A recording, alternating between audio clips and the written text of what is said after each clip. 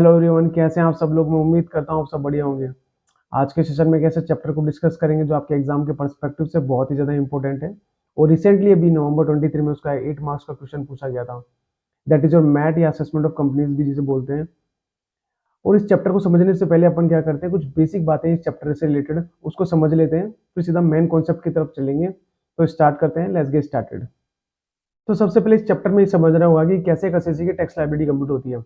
Tax liability compute करने के लिए अपन क्या करेंगे, एसएससी के जो 5 हेड्स हैं, सभी हेड्स की जो इंडिविजुअल इनकम को निकालेंगे अपन। जैसे अपना पहला हेड होता है अपना सैलरी हेड, फिर हाउस प्रॉपर्टी, फिर बिजनेस प्रोफेशन, फिर आपका कैपिटल गेन, फिर आपका other sources.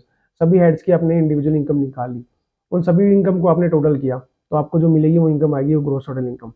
Gross total income में अपन क्या करेंगे, चैप्टर 6 का डिडक्शन दे देंगे। चैप्टर 6 का डिडक्शन देने के बाद में आपको जो इनकम मिलेगी वो आपकी नेट टैक्सेबल इनकम हो जाएगी। फिर नेट टैक्सेबल इनकम में से मैं क्या करूंगा, 5 तरह की इनकम को बाहर निकालूंगा। मैंने क्या बोला, नेट टैक्सेबल इनकम मिलने के बाद में अपन क्या करेंगे, 5 तरह की इनकम को बाहर निकालेंगे। उसमें से आपकी शॉर्ट टर्म कैपिटल गेन 111 वाली इनकम कितनी है, आपकी लॉन्ग टर्म कैपिटल गेन 112 वाली इनकम कितनी है, आपकी long term capital gain normal वाली इनकम कितनी है, और आपकी विनिंग्स की इनकम कितनी है।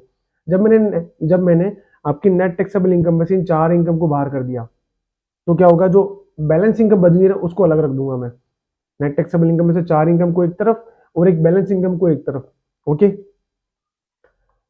अब शॉर्ट टर्म कैपिटल गेन है और लॉन्ग टर्म कैपिटल गेन 111 112 है, लॉन्ग टर्म कैपिटल गेन आपका विनिंग्स, इन चारों का जो टैक्स ट्रीटमेंट है ना, इन चारों का टैक्स ट्रीटमेंट किनका, देखिए इनका, just a second.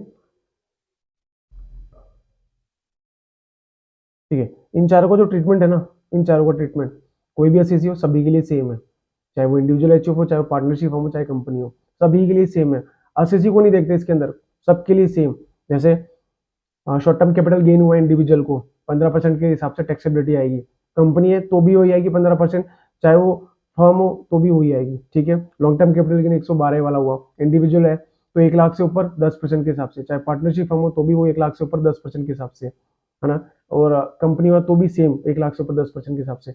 Long term capital gain है 20% लगेगा सबको, चाहे वो इंडिविजुअल हो, चाहे पार्टनरशिप फर्म हो, चाहे वो कंपनी हो। विनिंग से 30% लगेगा सबको। तो मतलब यहाँ पे एसएससी को नहीं देखते, यहाँ पे फिक्स है। ये जो बोल दिया इसमें वही रेट लगेगी, इनमें कोई भी चेंज नहीं होगा। फ्लेक्सिबिलिटी सेम है सबके लिए। लेकिन जो बैलेंस की बात की ना, उसमें सामने वाला एसएससी को देखते हैं कि सामने वाला एसएससी कौन है, डिपेंड करता है इसके। ठीक है, ओके। सामने वाले एसएससी को देखेंगे कि सामने वाला एसएससी कौन है। अगर वो इंडिविजुअल एचयूएफ है तो उसका ट्रीटमेंट अलग है, अगर वो पार्टनरशिप फर्म है तो उसका ट्रीटमेंट अलग है, और जो कंपनी है तो उसका ट्रीटमेंट अलग है। लेकिन जो ऊपर वाले थे, ये 4 इनकम थी, उसके लिए ना एसएससी को नहीं देखते, सबके लिए सेम ट्रीटमेंट है। तो जो अगर वो इंडिविजुअल एचओफ निकला तो क्या होगा, स्लैब रेट के हिसाब से उसकी टैक्सेबिलिटी आएगी।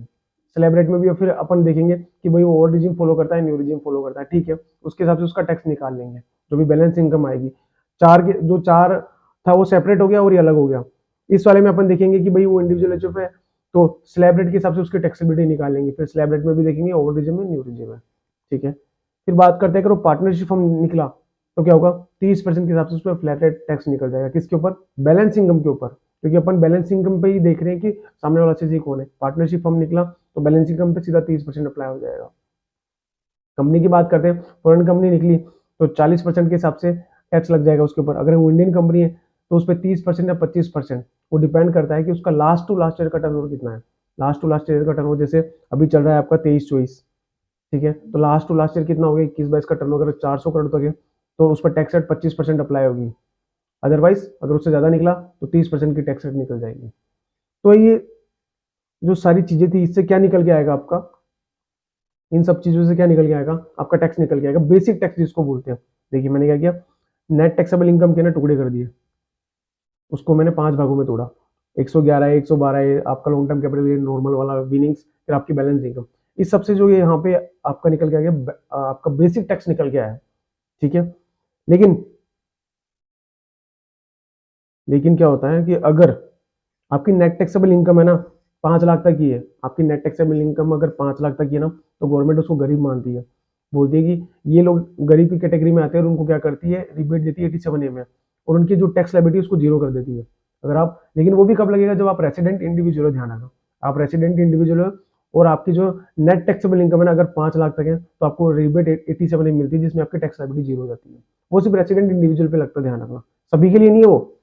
लेकिन आगे जो सरचार्ज लग रहा है, वो सभी पे अप्लाई होगा, चाहे वो कोई भी हो, चाहे वो इंडिविजुअल एचयूएफ हो, चाहे वो कंपनी हो, चाहे वो पार्टनरशिप फर्म हो। ऐसे जो मार्जिनल रिलीफ है वो भी सभी पे लगती है और हेल्थ एजुकेशन से सभी पे लगता है।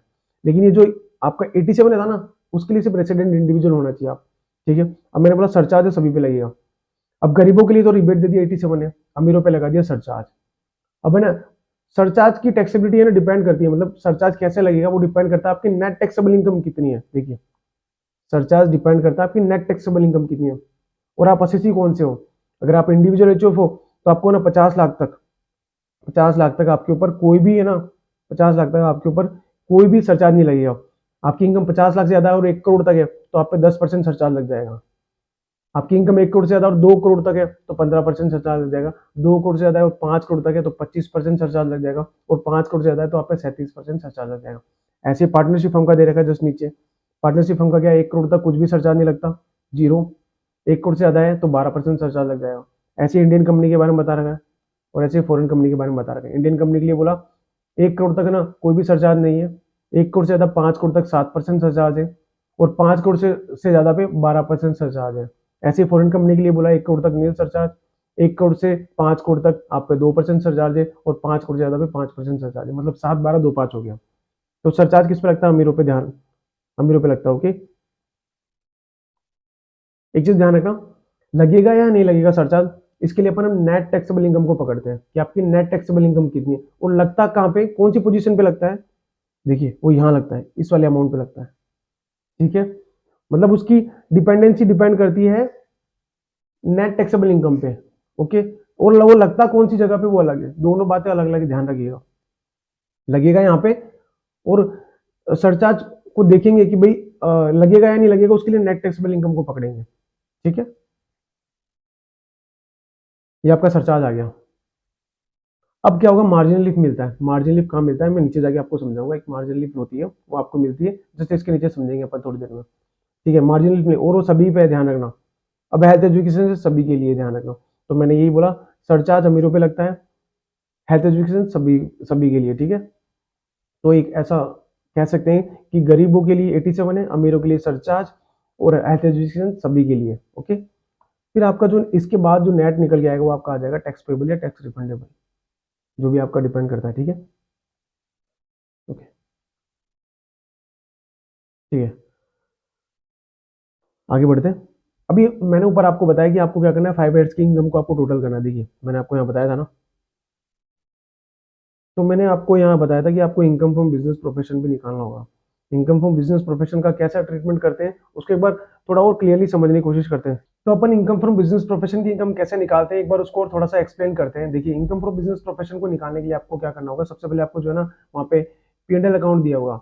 उस P&L अकाउंट में आपको ना कुछ अलाउड खर्चे, कुछ डिसअलाउड खर्चे, कुछ बिजनेस की इनकम, कुछ नॉन बिजनेस की इनकम, सब कुछ दी होगी इस P&L अकाउंट में और कुछ एडिशनल इन्फॉर्मेशन भी आपको गिवन होगी।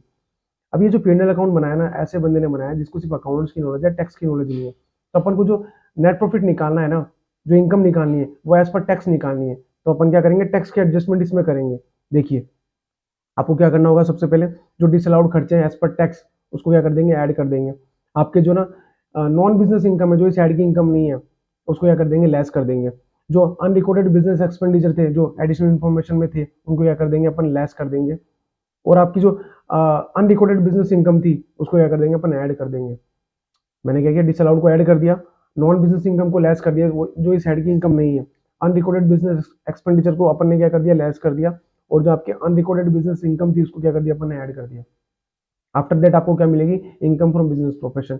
ये आपकी करेक्ट इनकम है एज पर टैक्स के हिसाब से, ध्यान रखिएगा, ओके। तो ये अभी अपन ये समझा कि भाई इनकम फ्रॉम बिजनेस प्रोफेशन है कैसे निकलेगी, उसको एकदम समरी वे में समझा है, पूरा चैप्टर बना है इसके ऊपर। इसी इसी जो प्रोसेस है ना, मतलब आपको एक P&L दिया हुआ, नीचे एडिशनल इन्फॉर्मेशन दी होगी, अपन क्या करना पड़ेगा, नेट प्रॉफिट निकालना होगा, उसमें से कुछ चीजें ऐड करनी है, कुछ चीजें लेस करनी है, आपको इनकम फ्रॉम बिजनेस प्रोफेशन मिलेगी। पूरा का पूरा चैप्टर है इसके ऊपर, ठीक है।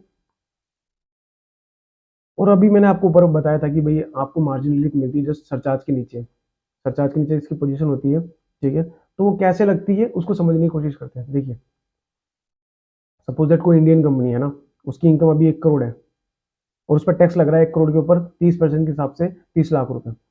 अब मान लीजिए उसकी इनकम में जस्ट 50,000 रुपए बढ़ी है, मतलब थोड़ी सी इनकम बढ़ी है, थोड़ी सी। थोड़ी सी इनकम बढ़ी है लेकिन उसका टैक्स क्या हो गया, इतना हो गया, क्योंकि उस पर सरचार्ज लग गया। तो ना 50,000 की इनकम बढ़ी है लेकिन टैक्स देखिए कितना आ गया, 2,26,050। 50,000 की इनकम के बढ़ने के चक्कर में इतना टैक्स आ गया। तो गवर्नमेंट बोलती है हाँ हम समझ रहे हैं ये गलत हो गया है, इतना टैक्स नहीं आना चाहिए था।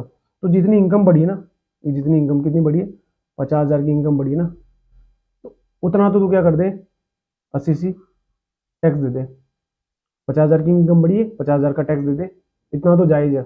और बाकी है ना 1,76,050, इसकी तू रिलीफ ले ले, इसकी तू रिलीफ ले ले, क्योंकि तू एकदम मार्जिन पे था, 1 करोड़ के जस्ट मार्जिन पे था तू, इसलिए ना उसका नाम हो गया मार्जिन रिलीफ। रिलीफ भी ले ले, ठीक है। 1,76,000, तो ये जितनी इनकम बढ़ी ना उतना तो उसका टैक्स ले ले, और बाकी को ना मार्जिन रिलीफ के नाम से उसको छूट दे दी। लेकिन ध्यान रखिएगा यहाँ पे इनकम है ना बहुत कम बढ़ी है। अगर इनकम ज्यादा बढ़ जाएगी ना, बहुत ज्यादा बढ़ जाएगी, यहाँ पे क्या हो रहा था कि इनकम कम बढ़ी लेकिन टैक्स ना ज्यादा बढ़ गया, इनकम कम टैक्स ज्यादा। लेकिन जैसे इसका अपोजिट हो गया, सपोज इनकम ज्यादा हो गई और टैक्स कम हो गया, तो उस केस में मार्जिन रिलीफ नहीं मिलेगा आपको। कैसे, देखिए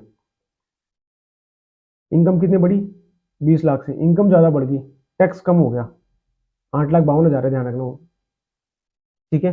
तो इस केस में मार्जिन रिलीफ नहीं मिलेगी क्योंकि आप बॉर्डर पे नहीं है आपकी इनकम, है ना, वहाँ पे इनकम आपकी बॉर्डर पे थी, वो बहुत ही स्मॉल वे में थी, यहाँ पे ज्यादा इनकम बढ़ गई है और टैक्स है ना उससे कम है, तभी मार्जिन रिलीफ आपको मिलेगी, अदरवाइज नहीं मिलेगी, ठीक है।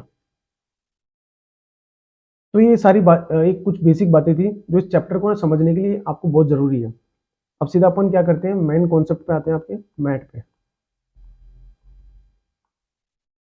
तो देखिए जो मैट का ये जो कॉन्सेप्ट है ना, मेनली फॉर कंपनीज के लिए बना है। कंपनी किसी भी तरह की कंपनी हो, चाहे वो आपकी गवर्नमेंट कंपनी हो, चाहे वो नॉन गवर्नमेंट कंपनी हो, चाहे वो इंडियन कंपनी हो, चाहे वो फॉरेन कंपनी हो, मेनली फॉर कंपनीज के लिए, ठीक है। अब बात करते हैं, जस्ट अभी मैंने ऊपर अपन ने पढ़ा था कि है ना कंपनी का किस तरीके से ना टैक्स पेबल निकलता है, जिसमें अपन ने क्या किया था, पांचों हेड की इनकम निकाली थी, फिर ग्रॉस कर लिया था उसका, तो आपकी क्या हुई थी, ग्रॉस टोटल इनकम निकल के आ गई थी। फिर अपन ने चैप्टर 6 का उसमें से डिडक्शन दे दिया था, चैप्टर 6 का डिडक्शन देने के बाद में आपकी नेट टैक्सेबल इनकम आ गई थी, ओके। नेट टैक्सेबल इनकम आ गई थी, मैंने बोला था फिर नेट टैक्सेबल इनकम में से अपन क्या करते हैं, बाइफरकेट करते हैं कि उसमें शॉर्ट टर्म कैपिटल गेन 111 वाली कितनी है, लॉन्ग टर्म कैपिटल गेन 112 वाली कितनी है, आपकी normal long term capital gain कितना है, आपका विनिंग वाली इनकम कितनी है, फिर जो बैलेंस इनकम बच गई वो निकाल लेते हैं अपन।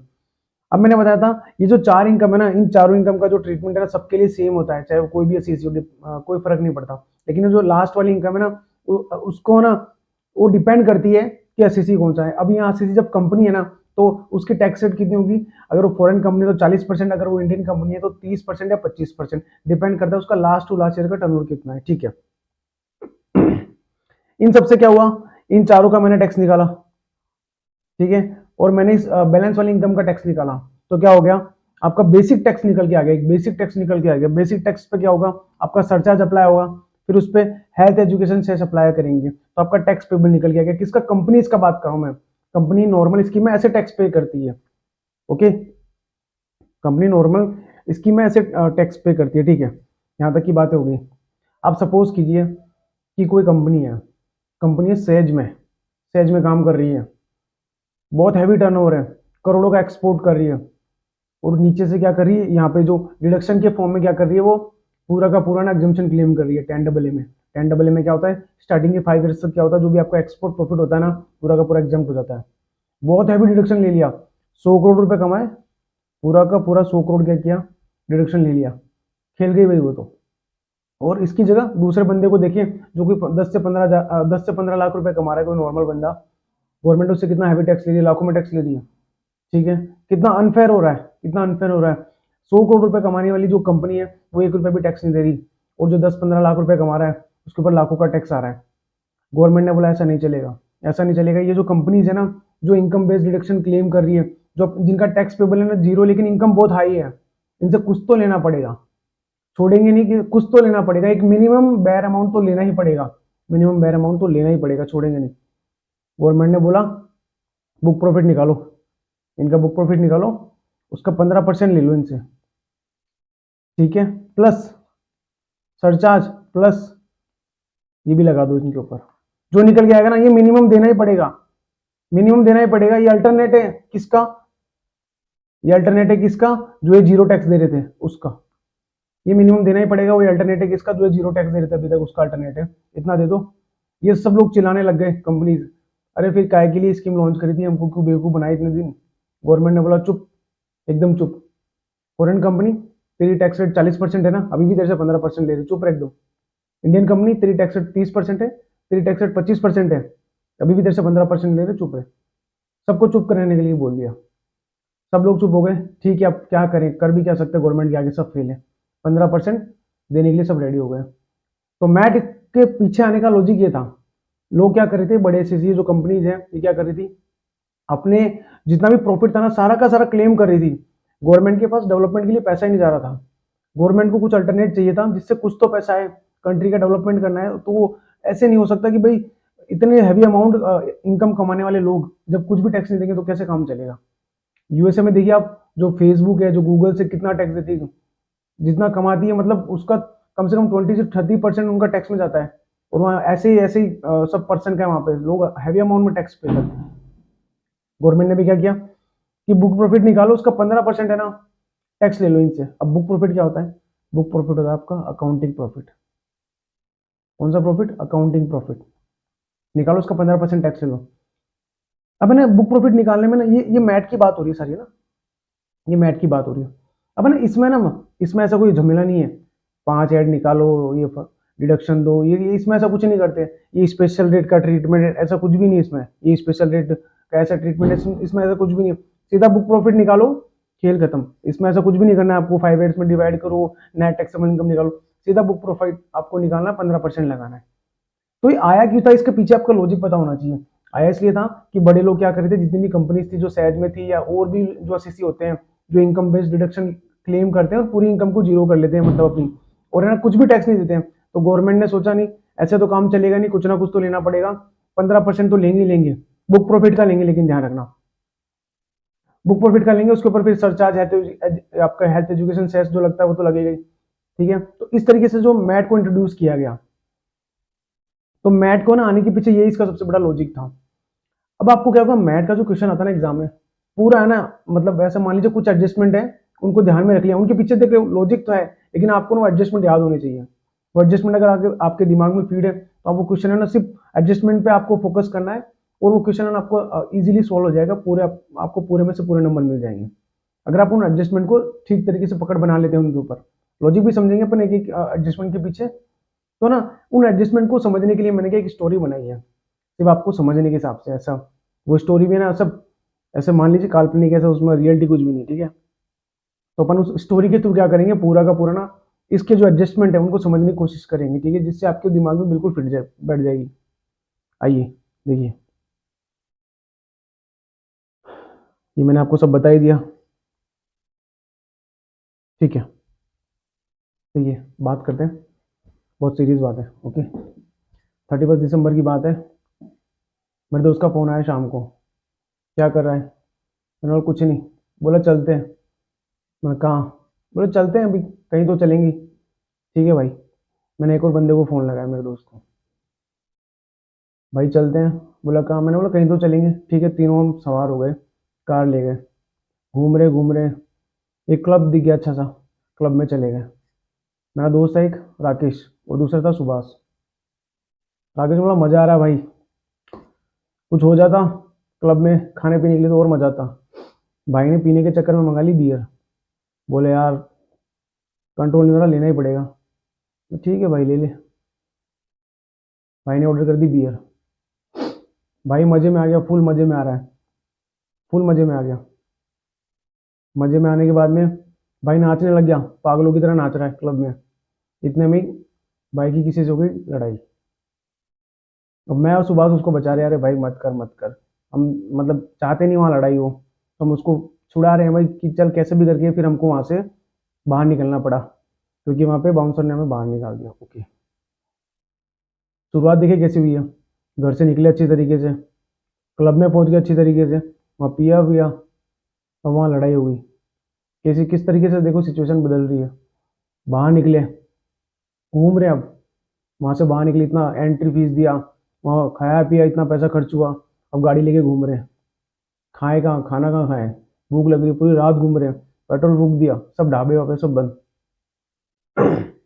बैठे बैठे सोच रहे करे क्या, पैसा भी खर्च हो गया, कुछ हो नहीं रहा।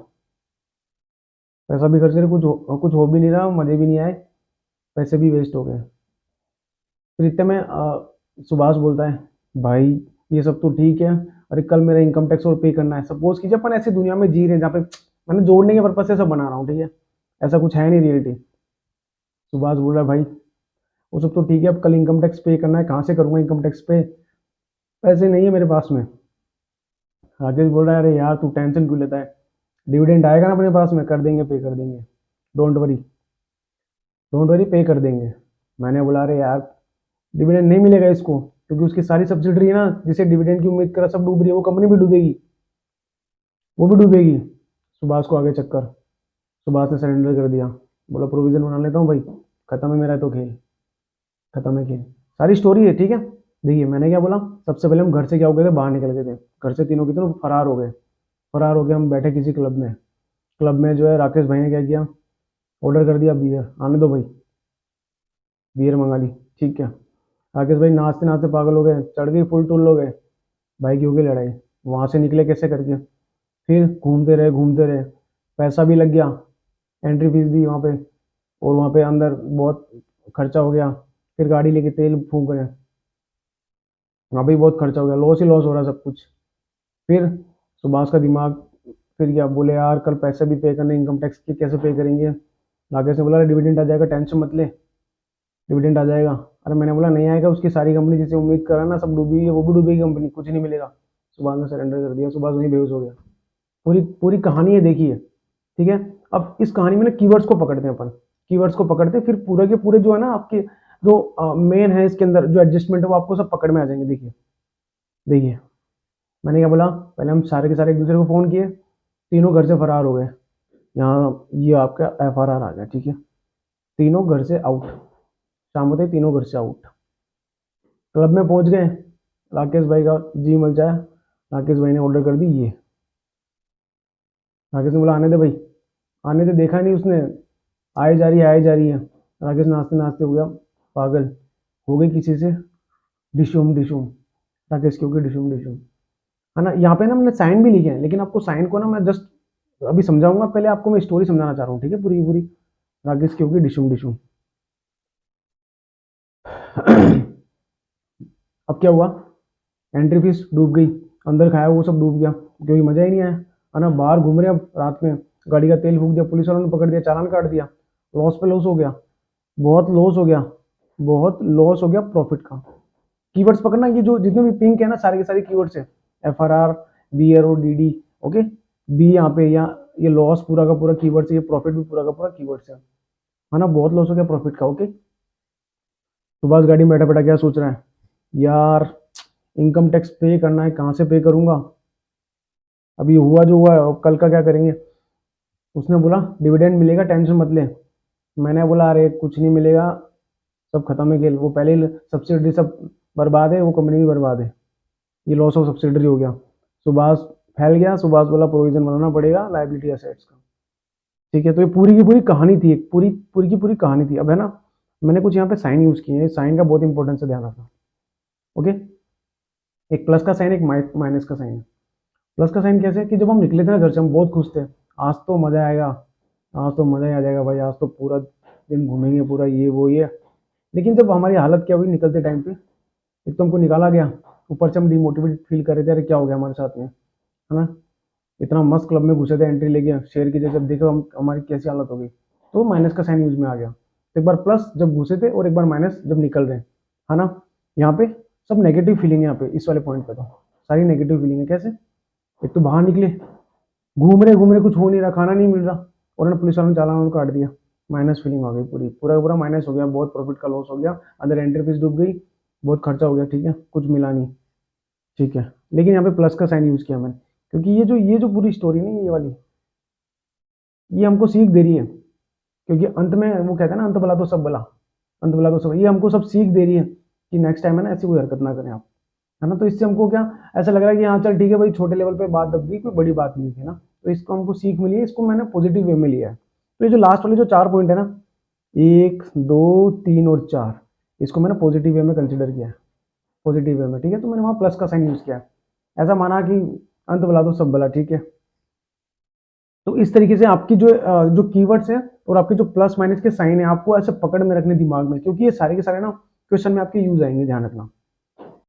तो एक बार कीवर्ड्स जितने भी हैं उन सबको ओवरव्यू कर लेते हैं। देखिए जितने भी पिंक में लिखे ना ये सारे के सारे क्या आपके कीवर्ड्स हैं, ठीक है। एक बार ओवरव्यू कर लेते हैं उसको। देखिए पहले हम क्या करें, घर से फरार हो गए थे सारे के सारे, तो FRR आपका ये पॉइंट हो गया। फिर वहां जाके मेरे दोस्त ने क्या किया, ऑर्डर कर दिया कि भाई ला दो बियर, बियर मंगा ली उसने, ठीक है। वहां पे फिर वहां पे उसकी पीने के बाद में फिर उटुल हो गया, फिर वहां पे उसकी नाश्ते टाइम पे हो गई डिशुम डिशुम, तो डबल डी हो गया डिशुम डिशुम, ओके। घर से फरार, ऑर्डर क्या किया बियर, और वहां हो गई डिशुम डिशुम, ठीक है। आपका एंट्री का पैसा डूब गया, खाने पीने का पैसा बहुत ज्यादा लग गया, और फालतू में वहां से भगे, तो फिर घूम रहे पूरी नाइट में, पेट्रोल जल रहा, खाना नहीं मिला, इतनी लेट हो गई, पुलिस ने चालान काट दिया, तो बहुत ही ज्यादा लॉस हो गया प्रॉफिट का। ओके, तो यहाँ पे बी आपका क्या है, कीवर्ड्स है, लॉस पूरा का पूरा कीवर्ड है, और यहाँ प्रॉफिट आपका पूरा का पूरा कीवर्ड है। ओके, फिर बात करते हैं। फिर उसको विचार आया मेरे दोस्त को कि हाँ भाई, भाई कि इनकम टैक्स पे करना है, पैसा कहाँ से आएगा, तो बोल दिया उसने, दोस्त ने, साथ वाले ने, कि यार डिविडेंड आ जाएगा। फिर मैंने बोल दिया कि डूब गया तेरा पैसा, क्योंकि कंपनी भी डूबी हुई है, तो उसने क्या किया, प्रोविजन बना लिया। तो ये सारे के सारे कीवर्ड्स हैं, ध्यान रखना। साइन क्या है, ऊपर है ना प्लस और माइनस का साइन है, क्योंकि जब घुसे थे तो शेर के जैसे घुसे थे, बहुत खुश थे, बाहर निकले बहुत दुखी होकर निकले, माइनस हो गया। अब यहाँ तो सब कुछ ही ऐसा फीलिंग आ रही है कि सब कुछ ही डूब गया, तो माइनस आ गई। लेकिन यहाँ सोचा कि अंत भला तो सब भला, प्लस की फीलिंग आ रही है, ठीक है। तो ये आपके कीवर्ड्स थे, आपको इनको ध्यान रखना, ओके। अब ना एक एक कीवर्ड्स को ना एक्सप्लेन करेंगे, पकड़ेंगे उसको कि भाई कैसे क्या लिखा है उसके अंदर। पहला एफ, देखिए एफ पे आ जाते हैं। एफ जो है ना आपका, जो कीवर्ड्स है वो फॉरेन कंपनी से रिलेटेड है। देखिए जब आप ना नॉन रेसिडेंट वाला जो चैप्टर पढ़ेंगे ना, तो उसमें क्या होता है, जो गवर्नमेंट क्या करती है, जो फॉरेन के जो लोग होते हैं, चाहे वो फॉरेन कंपनी हो, चाहे वो फॉरेन रेसिडेंट हो, आदमी हो, इंडिविजुअल हो, कोई भी, तो गवर्नमेंट क्या करती है, उनको ना मोटिवेट करती है कि आप क्या करो, इंडिया में ना फॉरेन करेंसी में इन्वेस्टमेंट करो, पैसा लाओ आप, है ना। उनको बहुत सारी स्कीम देती है, उनको ना उनकी टैक्सेबिलिटी है ना बहुत कम रेट से रखती है, ताकि ना उन पर कम से कम तो टैक्स लगे, और फॉरेन करेंसी का पैसा इससे क्या हो, हमारी कंट्री में आए, हमारे फॉरेन रिजर्व्स बढ़ते जाएं। गवर्नमेंट ऐसा ट्राई करती है ना, बहुत सारी स्कीम्स लाती है। तो उसी है ना चैप्टर में क्या कर रखा है गवर्नमेंट ने, एक चैप्टर है चैप्टर 12। चैप्टर 12 में क्या कर रहा है गवर्नमेंट ने, क्या कर रखा है कि नॉन रेसिडेंट जो कंपनीज है ना आपकी, जो फॉरेन कंपनीज है ना, जो फॉरेन कंपनीज है उनके उनके ऊपर क्या कर रखा है, बहुत ही स्मॉल रेट से ना टैक्स अप्लाई कर रखा है। कुछ तरह की इनकम पे, कुछ तरह की इनकम पे गवर्नमेंट ने क्या कर रखा है कि ना बहुत ही स्मॉल रेट से क्या कर रखा है, टैक्स की रेट को अप्लाई कर रखा है। अगर ना अगर देखेंगे ना वो रेट की जो उनकी जो टैक्स की रेट है ना, वो आपकी जो मैट की रेट है ना, उससे भी कम है। मैट की रेट कितनी, मिनिमम 15%, और उसमें जो टैक्स की रेट है ना वो इससे कम है। तो वो लोग बोलेंगे कि भाई पहले तो हमको तुमने बुला लिया, है ना, हमको बोला कि भाई आपको बहुत सारा बेनिफिट देंगे टैक्स में, हम आ गए तो आप 15% टैक्स लगा रहे हैं, मिनिमम बोल के आपके कि भाई हमारा मिनिमम ये इतना लगता ही लगता है। तो वो लोग है ना नाराज हो जाएंगे, आगे से आएंगे नहीं, फिर ऐसे चीटेड फील करेंगे अपने आप को। तो गवर्नमेंट ने बोला नहीं नहीं, रुको, अगर आपकी ऐसी कोई इनकम है जिसकी टैक्स रेट है ना 15% से कम है, तो ऐसी इनकम को घटा दो, लेकिन उसके खर्चे को ना जोड़ दो, ऐसी इनकम को घटा दो, उसके खर्चे को जोड़ दो। इसीलिए ना वहाँ पे माइनस और प्लस साइन यूज किया था। तो क्या करेंगे, नेट प्रॉफिट में एक बार अपन क्या करेंगे, उसकी इनकम को घटा देंगे, खर्चे को जोड़ देंगे। तो ये था फॉरेन कंपनी का पॉइंट। फॉरेन कंपनी का क्या पॉइंट था इसके अंदर पूरा, कि नॉन रेसिडेंट वाला जो चैप्टर था ना, चैप्टर 12, उसमें क्या होता है कि फॉरेन कंपनीज पे क्या होता है कि ऐसी टैक्स रेट अप्लाई होती है जो कि 15% से कम है, जो कि मैट की रेट है 15%, उससे कम है। तो ऐसी कोई इनकम है, जैसे ये वाली इनकम दे रखी है, देखिए capital gain on securities, interest, dividend, royalty और फी फॉर टेक्निकल सर्विसेज वाली क्या होती है, ये इनकम्स होती है, किसको होती है, फॉरेन कंपनी को होती है। तो उस वाले चैप्टर में क्या कर रखा है, इसकी टैक्सेबिलिटी बहुत ही स्मॉल रेट से कर रखी है, जो कि 15% से कम है। तो क्या करेंगे, इस तरह की इनकम को रिड्यूस कर देंगे, खर्चे को इनसे रिलेटेड जोड़ देंगे, ओके। लेकिन नॉर्मल केस में क्या होता है, नॉर्मल केस में अगर इस तरह की इनकम है ना, तो P&L से लेस कर देंगे, आईएफओएस में टैक्सेबल कर देंगे, ध्यान रखना, ओके। तो ये तो होगा आपका एफ, ये कौन सा हो गया आपका, ये एफ, पहला एफ, ओके। देखिए एफ, अब अपन आगे बढ़ रहे हैं आर पे। आर क्या है देखते हैं, ये आर है रॉयल्टी। अब रॉयल्टी का भी सेम केस है ऐसा, रॉयल्टी की भी जो टैक्स रेट है ना 15% से कम है। तो रॉयल्टी वाले भी चिल्लाने लग गए कि क्या मतलब है, हमको पहले तो बोला कि आप पे कम टैक्स रेट लगाएंगे, अब आप बोल रहे 15% लेंगे। तो रॉयल्टी वाले भी चलाने लगे। गवर्नमेंट ने इनको भी शांत करने के लिए बोला कि ठीक है आपकी भी अगर टैक्स रेट है ना 15% से कम है ना, तो आपकी भी इनकम को घटा देंगे, उससे रिलेटेड खर्चे जोड़ दो। लेकिन ठीक है, जब आपकी इनकम घटा दी तो खर्चे अलाउड नहीं करेंगे, खर्चे जोड़ दो।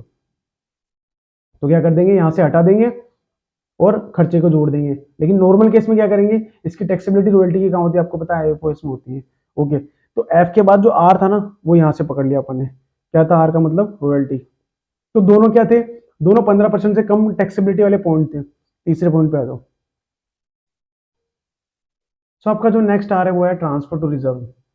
देखिए ट्रांसफर टू रिजर्व करना है ना, आपका कोई भी खर्चा नहीं होता। पहली बात तो अगर आपने खर्चा मान के ना उसको पीएनएल में डेबिट भी कर दिया तो वहाँ ना आपका खर्चा डिसअलाउड हो जाएगा, क्योंकि पहली बात तो खर्चा है नहीं, वो अप्रोप्रिएशन ऑफ प्रॉफिट है। ये जो नेट प्रॉफिट आता है ना वो आफ्टर खर्चों के बाद आता है। खर्चे जैसे रेंट दे दिया आपने, रेंट दे दिया, कोई आपने सैलरी दे दी, आपने कोई और एडमिनिस्ट्रेशन का खर्चा हो गया, वो सारे के सारे खर्चे घटाने के बाद आता है। और ट्रांसफर टू रिजर्व आपका खर्चा नहीं है पहली बात तो उस खर्चे को क्या करेंगे, ट्रांसफर टू रिजर्व को अपन क्या करेंगे, ऐड कर देंगे, क्योंकि खर्चा नहीं है पहली बात तो। ओके, क्योंकि ये जो नेट प्रॉफिट आता है ना, इसी को मैंने क्या बुक प्रॉफिट माना है आपके जो मैट की कैलकुलेशन के लिए। ये जो आपका नेट प्रॉफिट है ना, ये नेट प्रॉफिट क्या है, ये आपका क्या बुक प्रॉफिट है। और ये बुक प्रॉफिट कौन सा होना चाहिए, sorry just a minute,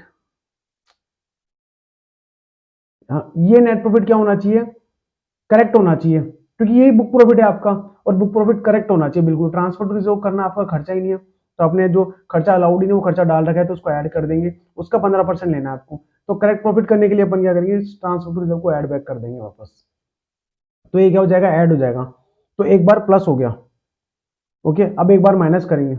minus कब करेंगे, इसको एक एग्जांपल से समझते हैं माइनस वाली सिचुएशन को। देखिए ये पी&एल अकाउंट है आपका, आपने सपोज 100 रुपये ना यहाँ से ट्रांसफर किए ट्रांसफर टू रिजर्व नाम से, तो आपने क्या किया, 100 रुपये को वापस एड बैक कर दिया, मतलब उस पर मैट अप्लाई कर दिया आपने। अब वो ट्रांसफर टू रिजर्व होने के बाद में क्या हुआ, वो खर्चा ना बैलेंस शीट्स में चला गया, यहाँ पे रिजर्व में 100 रुपये।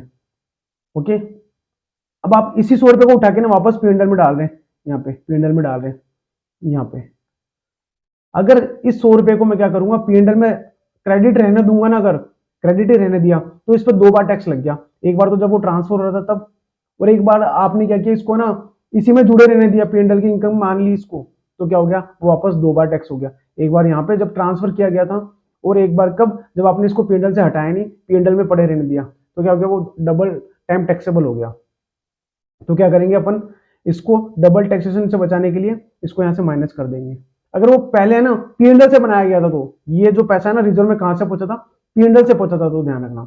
तो इसीलिए मैंने क्या लिखा, देखिए ट्रांसफर टू रिजर्व जब किया था ना तो मैंने इसको एड बैक कर दिया, और है ना जब ये पहले मैंने पी&एल से बनाया था ना और इसको मैंने अब पी&एल में डाला है, ओके, तो मैंने लेस कर दूंगा। देखिए क्या लिखा है, amount withdrawn from any reserve, okay, if reserve made through a P&L account, तो मैंने क्या कर दिया, उसको लेस कर दिया। तो कुछ भी नहीं था, ट्रांसफर टू रिजर्व खर्चा नहीं, ऐड कर देंगे। और ये जब रिजर्व में पहुंच चुका था पी&एल के थ्रू और वापस इसको उठा के पी&एल में डाला है, तो वापस टैक्स नहीं लगाएंगे, यहाँ से लेस कर देंगे। इजी था, ठीक है। और ये जो नेट प्रॉफिट होता है ना वो आपका बुक प्रॉफिट होता है, और बुक प्रॉफिट करेक्ट वाला चाहिए अपन को, ध्यान रखना। वो करेक्ट कैसे आता है, खर्चे घटते उसमें से, ट्रांसफर टू रिजर्व आपका ना खर्चा ही नहीं, पहली बात तो ये ध्यान रखना। ओके, तो आपका देखिए क्या क्या हो गया, मैंने बोला एफ, ओके, ये आपका एफ था। एफ मतलब फॉरेन कंपनी जिसकी रेट क्या है, टैक्स की रेट क्या 15% से कम है। ऐसी कोई इनकम हो रही है किसको, फॉरेन कंपनी। वो कौन से चैप्टर में आपका, जो आपका नॉन रेसिडेंट वाला चैप्टर है ना, उसमें 12 चैप्टर आता है, वो उस चैप्टर में उसको कोई इनकम हो रही है और जो कि उसकी टैक्स रेट क्या है 15% से कम है, तो उसकी इनकम को क्या बाहर कर देंगे, बशर्ते कि उसके खर्चे को ऐड कर दो आप। ऐसे रॉयल्टी की 115 बीबीएफ वालों की क्या करेंगे, उसकी इनकम को बाहर कर देंगे, खर्चे को ऐड कर देंगे। ऐसे ट्रांसफर टू रिजर्व की बात की मैंने, ट्रांसफर जो खर्चा ही नहीं है तो खर्चे को वापस ऐड कर देंगे, और जब अमाउंट विड्रॉ फ्रॉम रिजर्व करेंगे तो वहां से लेस कर देंगे अवॉइड डबल टैक्सेशन को करने के लिए, ठीक है। अब बात करते हैं नेक्स्ट वाले की। अब आपका जो नेक्स्ट कीवर्ड है वो है बी। बी का मतलब यहाँ पे बिजनेस ट्रस्ट। देखिए इस पूरे कीवर्ड्स को एक एग्जांपल से समझते हैं, आइए। अब आपने बिजनेस ट्रस्ट वाला चैप्टर पढ़ा होगा। बिजनेस ट्रस्ट वाले चैप्टर में क्या होता है कि यूनिट होल्डर होते हैं, वो किस में पैसा डालते हैं, बिजनेस ट्रस्ट में पैसा डालते हैं। फिर बिजनेस ट्रस्ट क्या करता है, आगे एसपीवी में पैसा डालता है, एसपीवी में पैसा डालता है। फिर क्या होता है, यहाँ से एसपीवी से बिजनेस ट्रस्ट को कुछ इनकम मिलती है, फिर बिजनेस ट्रस्ट क्या करता है, उसको आगे डिस्ट्रीब्यूट करता है। ओके, जब यहाँ से कुछ इनकम मिलती है तो बिजनेस ट्रस्ट के हाथों में एग्जम्प्ट होती है, कुछ इनकम मैं आगे इस चैप्टर में अपन डिस्कस करेंगे। फिर यहाँ से कुछ इनकम यहाँ पे आगे डिस्ट्रीब्यूट होती है जो इनके हाथों में एग्जाम्प्ट होती है, कुछ यहाँ टैक्सेबल हो जाती है, कुछ यहाँ टैक्सेबल होती है। ओके, तो वो सब क्या टैक्सेबल है क्या एग्जाम्प्ट है वो उस चैप्टर में पढ़ेंगे। लेकिन अभी अपन को एक चीज यहाँ समझनी है कि बिजनेस ट्रस्ट को है ना, अगर इस बिजनेस ट्रस्ट का स्टेटस चाहिए तो उसको क्या करना होगा, इसको इसमें कम से कम 50% शेयर होल्डिंग क्या करनी पड़ेगी, होल्ड करनी पड़ेगी। इसको अगर बिजनेस ट्रस्ट का स्टेटस चाहिए तो इसको एसपीवी में 50% शेयर होल्डिंग होल्ड करनी होगी, बस इतना इंपॉर्टेंट समझिए।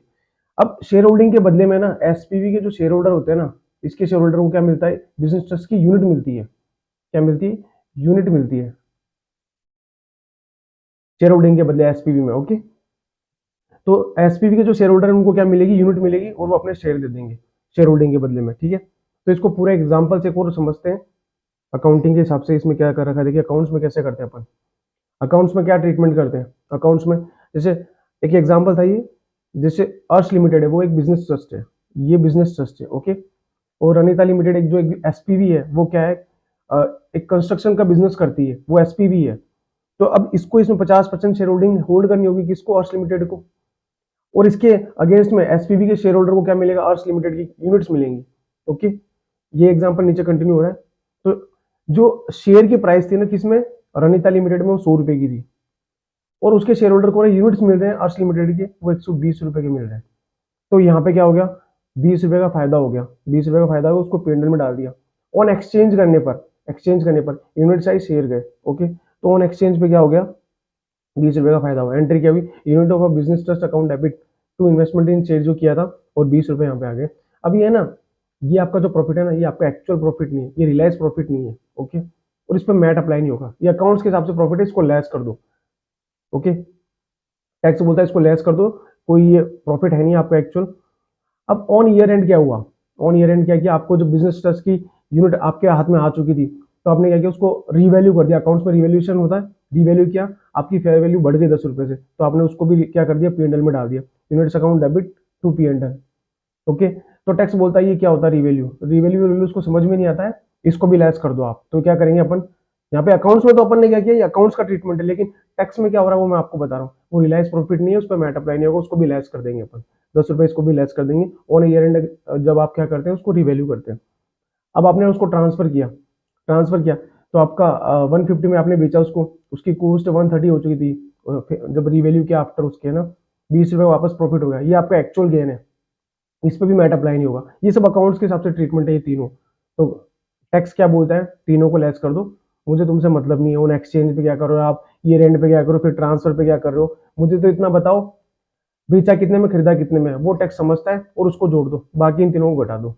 देखिए, तो नेट प्रॉफिट में क्या करेंगे अपन, नेट प्रॉफिट में अपने ने बेचा कितने में, 150 में बेचा, खरीदा कितने में था, 100 में, तो इसको ऐड करो, ये एक्चुअल गेन है टैक्स के हिसाब से, टैक्स के हिसाब से ये एक्चुअल गेन है, इसको ही आपको आपके प्रॉफिट में जोड़ना है, बाकी सबको घटा दो। तो घटाएंगे कौन कौन सा, 20 रुपए कौन से जो एक्सचेंज पे अपन को हुए थे, ये देखिए एक्सचेंज पे अपन को 20 रुपए का प्रॉफिट हुआ था, उसको घटा दिया। फिर ऑन ईयर एंड जब अपन ने रीवैल्यू किया था तो भी अपन को 10 रुपए का प्रॉफिट हुआ था, उसको भी लेस कर देगा वो। ओके, है ना, फिर ट्रांसफर पे अपन को फिर वापस है ना 20 रुपए का प्रॉफिट हुआ था, उसको भी वो लेस कर देगा। वो बोला अकाउंट्स की बात है, मैं नहीं समझता, मेरे हिसाब से तो 50 रुपए का प्रॉफिट हुआ है, तो लेस कर देगा। तो ये पूरा का पूरा क्या था, एक बिजनेस ट्रस्ट का था, कीवर्ड्स था, जिसमें अपन ने क्या किया, एक्चुअल गेन जो टैक्स के हिसाब से उसको ऐड किया है, और जो अकाउंट्स के हिसाब से जो ट्रीटमेंट थे उनके जो गेन थे उनको लेस कर दिया है। तो ये आपका कीवर्ड्स बी था। नेक्स्ट कीवर्ड की तरफ चलते हैं, आइए देखिए नेक्स्ट कीवर्ड कौन सा है। ओके, ये बी हो गया आपका। अब नेक्स्ट कीवर्ड है ई। ई बोले तो क्या, तो देखते हैं, ई बोले तो एग्जेम्प्ट इनकम की बात करेगा, 10, 11, 12 में जो सेक्शन में आपके हैं। आइए देखिए, एग्जेम्प्ट इनकम अंडर सेक्शन 10, 11, 12 में जो इनकम आती है, आपको क्या करना है, उसको लेस कर देना है। एग्जेम्प्ट इनकम क्या होती है, छोटी छोटी इनकम होती है, मतलब छोटे छोटे जो अपनी मिडिल क्लास लोगों वाली इनकम है उसको लेस कर दो, उस पर मैट अप्लाई मत करो, ठीक है ना, उनको तो बख्शो कम से कम। तो मिडिल क्लास की इनकम कौन सी होती है, एग्रीकल्चर इनकम होती है, जो फर्म से जो शेयर मिलता है वो भी आपकी मिडिल क्लास इनकम मानी जाती है, तो उसको लेस कर देंगे, छोटी इनकम को घटा देंगे बशर्ते उसके खर्चे आप जोड़ दो, खर्चे जोड़ देंगे और इनकम को घटा देंगे। तो छोटी जो मिडिल क्लास की इनकम है उसको बाहर करने की कोशिश की गई है। लेकिन ध्यान रखना, जो सेक्शन 10 है ना, जो सेक्शन 10 है उसमें एक है ना 10 डबल भी आती है, 10 की बहुत बड़ी सीरीज है, उसमें 10 डबल आती है, वो क्या करती है, मैंने आपको बताया था, वो एक्सपोर्टर लोग जब बाहर क्या करते हैं, एक्सपोर्ट करते हैं, तो पूरी की पूरी क्या करते हैं, इनकम को एग्जाम्प्ट कर लेते हैं। तो वो वाली इनकम है ना, तो उसको लेस मत करना, उस पर तो मैट अप्लाई करना है। वो तो क्या बहुत हैवी इनकम है, उसको एग्जाम्प्ट कर देंगे तो फिर तो हो गया। तो आपको क्या करना है, 10 डबल की इनकम को रहना दो 10 के अंदर, बाकी सारी इनकम को लेस कर दो। ओके, तो एग्जाम्प्ट इनकम तो 10, 11, 12 में है, वो क्या करना है, आपको लेस करनी है। लेकिन 10 में है ना, 10 वाली सीरीज में, 10 वाली सीरीज में 10 डबल ए को लेस मत करना। ओके, उसको रहने दो उसके अंदर। ठीक है, और उसके जब उसकी इनकम आ रही है तो उससे रिलेटेड खर्चे भी रहने देना, उसको भी मत छेड़ना आप। ठीक है, ये समझ रहे हैं ना आप, ये दोनों तरफ आने वाले साइड है, मतलब ये पीएनडल में ऐड भी होंगे और पीएनडल में लेस भी होंगे। तभी मैंने वहां पे आपको साइन यूज कराया था प्लस माइनस। देखिए, खर्चों को मैंने क्या किया, यहाँ पे एग्रीकल्चर एक्सपेंसेस है, उसको जोड़ दिया, इनकम को घटा दिया। इसके ऊपर क्या हो रहा था, यहाँ पे मैंने 50 रुपए को जोड़ा, यहाँ पे कुछ घटा दिया। जैसे इसके ऊपर क्या किया था, ट्रांसपोर्ट टूरिज्म को मैंने ऐड किया था, फिर यहाँ पे मैंने लेस भी किया था। तो ये दोनों साइड खेलने वाले लोग हैं। रॉयल्टी को भी मैंने खर्चे को जोड़ दिया था, रॉयल्टी की इनकम को लेस कर दिया था। ओके, फॉरेन कंपनी का जो खर्चे थे उनको मैंने जोड़ दिया था, उनकी इनकम को घटा दिया था। तो ये दोनों तरफ आने वाली आइटम है। ओके, तो इसीलिए अपन ने वहां पे जो साइन यूज किया था, प्लस और माइनस। ओके, तो ये आपका एग्जाम्प्ट इनकम था। नेक्स्ट वाले की तरफ चलते हैं, बीई ए। ए का मतलब हो गया एओपी और बीओआई। ठीक है, अब देखिए एओपी और बीओआई को समझते हैं। ठीक है ठीक है, देखिए एओपी बीओआई क्या करती है, खुद है ना एमएमआर की रेट पे टैक्स देती है, मतलब बहुत ज्यादा हैवी रेट पे टैक्स देती है। अब आपने एओपी से आपको शेयर मिला है, आप कंपनी, आप क्या करते हैं, आप एओपी बीओआई में क्या है, आप शेयर होल्डर है, वहाँ पे शेयर होल्डर, सॉरी क्या है, आप मेंबर है। तो आपको वहां से क्या मिला, शेयर मिला। शेयर मिला तो आपने क्या किया, उसको पीएनएल में डाल दिया। तो वहां पे भी वो लोग एओपी आपकी टैक्स दे रही है, और यहाँ पे आपने पीएनएल में डाल दिया तो आप भी टैक्स दे रहे हैं, तो 2 टाइम टैक्सेबिलिटी आ जाएगी इसके अंदर। तो इसलिए क्या करेंगे, इसकी इनकम को क्या कर देंगे, घटा देंगे, खर्चा है तो ऐड कर देंगे, 2 बार टैक्स नहीं लेंगे इस पे।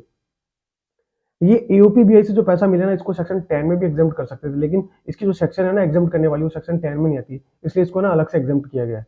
देखिए, मान लीजिए company is a partner and receive income from, अगर एओपी बीआई से उसको ना शेयर मिल रहा है तो वो एग्जाम्प्ट 10 में नहीं होता है, वो 86 में एग्जाम्प्ट होता है। इसलिए ना जो 10, 11, 12 में था ना, वहां से इसको हटा के अलग से लिया है, वरना वो वहां पे भी कवर हो सकती थी, एक ही पॉइंट बन सकता था, लेकिन अलग अलग पॉइंट कर दिया वहां पे, क्योंकि एग्जाम्शन की जो है सेक्शन ही अलग अलग है। और फॉर्म से मिलेगा ना, वो अंडर सेक्शन 10 में एग्जाम्प्ट है, ऊपर जो अपन ने देख लिया। ओके,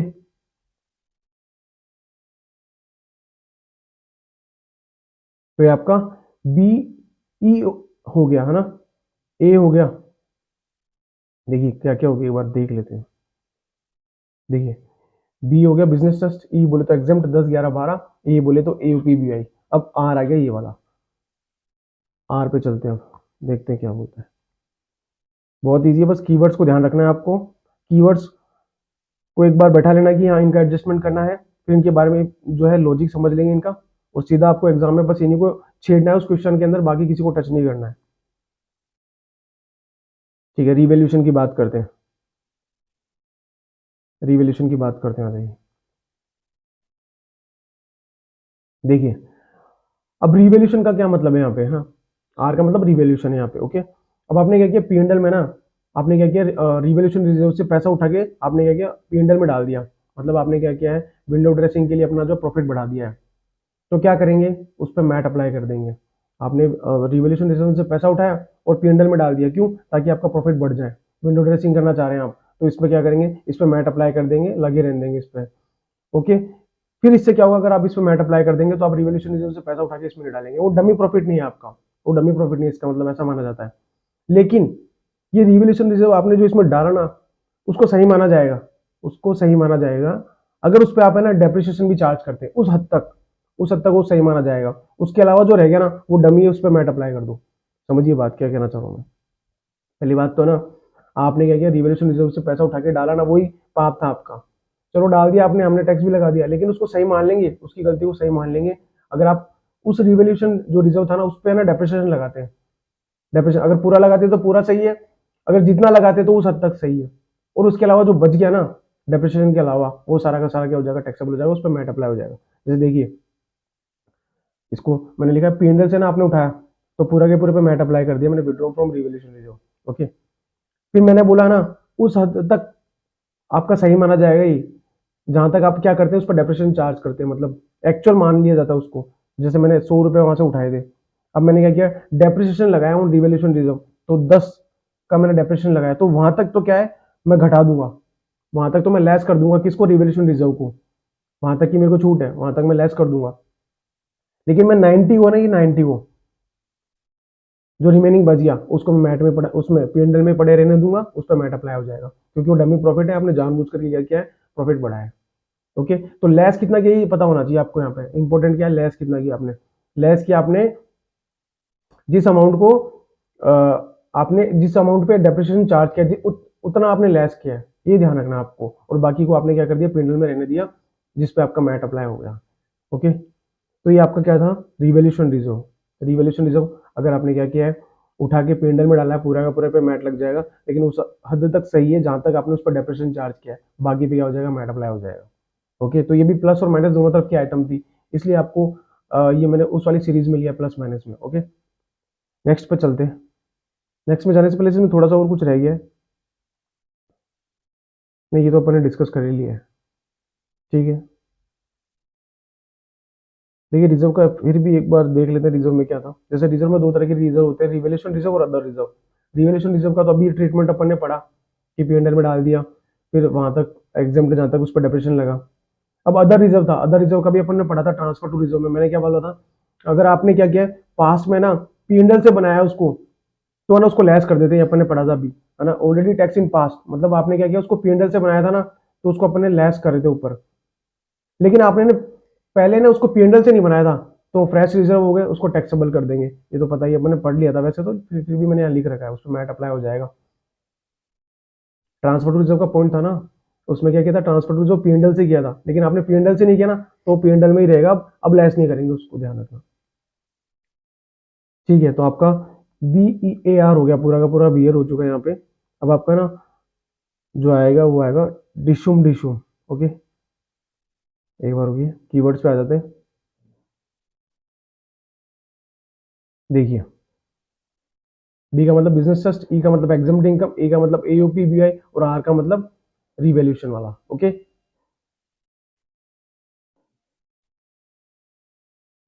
अब आएगा डिशुम डिशुम। ओके, ये तो है डेप्रिसिएशन और ये है डेफर्ड टैक्स, ये है डेप्रिसिएशन और ये है डेफर्ड टैक्स, दोनों को देख लेते हैं।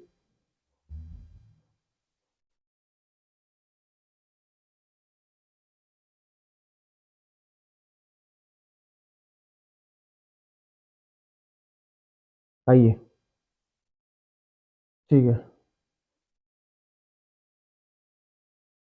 देखिए डी का मतलब क्या है, डेप्रिसिएशन, डी का मतलब ये क्या है, डेप्रिसिएशन। अब क्या होता है, देखिए आपने ना कोई एक्चुअल कॉस्ट इनकर्ड करी है, आपने कोई एक्चुअल कॉस्ट इनकर्ड करी है, मान लीजिए आपने कुछ भी पैसा खर्च किया जिसके ऊपर डेप्रिसिएशन मिल रहा है, तो उसका जो डेप्रिसिएशन वो भी एक्चुअल है, उसका डेप्रिसिएशन है वो भी एक्चुअल है, वो अलाउड होता है। एक्चुअल कॉस्ट इनकर्ड करी, उसका एक्चुअल डेप्रिसिएशन आपको अलाउड। लेकिन आपने रिवैल्यूएशन किया है किसी का, रिवैल्यूएशन करके उसके ना कॉस्ट को बढ़ा दिया और उस पर डेप्रिसिएशन चार्ज कर लिया, तो वो जो रिवैल्यूएशन वाला जो है ना डेप्रिसिएशन, वो अलाउड नहीं होता है। डेप्रिसिएशन और रिवैल्यूएशन वो अलाउड नहीं होता कि उसके लिए, क्योंकि उसके लिए आपने क्या है, खर्चा ही नहीं किया है, उसके लिए कॉस्ट इनकर्ड नहीं करी आपने, वो डमी है आपका, आपने प्रॉफिट को कम करने के लिए क्या किया, उसको रिवैल्यू कर दिया और उस पर डेप्रिसिएशन चिपका दिया, तो ऐसा नहीं माना जाएगा, ऐसा नहीं होगा इसमें, मैट में ऐसा नहीं होगा। ओके, तो अपन क्या करेंगे, अपन क्या करेंगे यहाँ पर, अपन क्या करेंगे, जो आपका टोटल डेप्रिसिएशन था ना, जैसे इस केस में क्या था, 10 + 2 12 का टोटल डेप्रिसिएशन था, तो एक बार पीएनएल में पूरा का पूरा 12 डाला, लेकिन आपको क्या करेंगे, 10 को लेस कर देंगे, यहाँ से 10 को लेस कर देंगे, उसमें से ना वो वाला डेप्रिसिएशन हटा देंगे जो डेप्रिसिएशन और रिवैल्यूएशन है, तो क्या हो गया, ऑटोमेटिकली जो 2 रुपए का डेप्रिसिएशन था ना, जो आपने कम कर रखा था, वो उस पर मैट अप्लाई हो गया। समझ में आया आपको, मैंने 12 को ऐड कर दिया और 10 को लेस कर दिया, तो क्या हो गया, 2 से आपकी इनकम बढ़ गई, 2 से आपकी इनकम बढ़ गई और उस पर मैट अप्लाई हो गया ऑटोमेटिकली, तो ये भी प्लस और माइनस की आइटम होगी, दोनों की दोनों। ओके, कुछ भी नहीं था इसमें भी।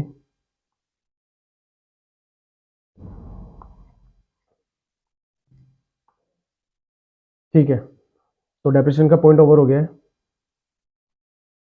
अब आ जाइए डेफर्ड टैक्स पे। डेफर टैक्स क्या होता है, देखिए डेफर टैक्स क्या हो गया, आपकी लाइबिलिटी है ना फ्यूचर में बना दी, मतलब उसको डेफर कर दिया है, तो वो डेफर टैक्स हो जाता है। अब क्या होगा, डेफर टैक्स की अगर आइटम आपके पीएनएल के डेबिट में ना, तो उसको ऐड कर देंगे, और ना आपके पीएनएल के क्रेडिट में तो उसको लेस कर देंगे, बोथ साइड की है ना। तो अकाउंट्स में क्या होता है, जैसे क्या हुआ, अकाउंट्स में आपका नेट प्रॉफिट आया अकाउंट्स के हिसाब से 100 रुपये का, लेकिन टैक्स के हिसाब से 80 रुपये का आया। ओके, आपने क्या किया, उसके ऊपर टैक्स निकाला, अकाउंट्स में 30 रुपये का बन रहा था, लेकिन टैक्स में ना 24 रुपीज का बना, तो 6 रुपये का क्या होगा, टैक्स ना डेफर हो गया, फ्यूचर में देंगे उसको। ओके, तो उसका क्या करेंगे, अगर ऐसा कोई टैक्स है P&L के डेबिट का रखा है तो उसको ऐड कर देंगे, उससे रिलेटेड खर्चा है तो, इनकम है तो घटा देंगे, बस इतना ध्यान रखना। ओके, तो ये आपका डेफर टैक्स हो गया।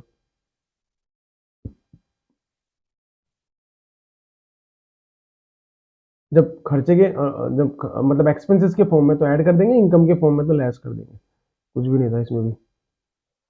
तो ये आपका जो पूरी सीरीज थी जो प्लस माइनस वाली थी, देखिए प्लस माइनस वाली सीरीज है, ध्यान रखना यहाँ पे दोनों तरफ आ रहे plus minus, defer tax plus minus, आपका डेप्रेशन प्लस माइनस। डेप्रेशन घट कितना रहा है, देखिए एक बार तो पूरा डाला लेकिन घटा कितना रहा है, उसको एक्सक्लूड कर दिया मैंने रिवैल्यूएशन रिजर्व को, ध्यान रखना। जो रिवैल्यूएशन रिजर्व को जो मैंने एक्सक्लूड किया ना, वो पॉइंट यहाँ पे लगा, ध्यान रखना, इससे कनेक्टेड है वो। रिवैल्यूएशन रिजर्व भी दोनों तरफ था प्लस माइनस। यूपीवीआई बता दिया आपको, मिडिल क्लास लोगों के लिए इनकम होती है। ये भी देखिए एग्जिम्ट इनकम भी प्लस माइनस वाली थी, तो सारी की सारी ये वही सीरीज है। अब जो सीरीज आएगी ना उसके बाद में, कौन सी वाली, जस्ट अ सेकेंड, देखिए अब आएगा बहुत लॉस हुआ प्रॉफिट का, जिसमें पहला है बी, पहला है बी। ओके, फिर है लॉस पूरा का पूरा, बी और आपका लॉस। ठीक है, तो उसको पकड़ते हैं, देखते हैं उसमें क्या लिखा है।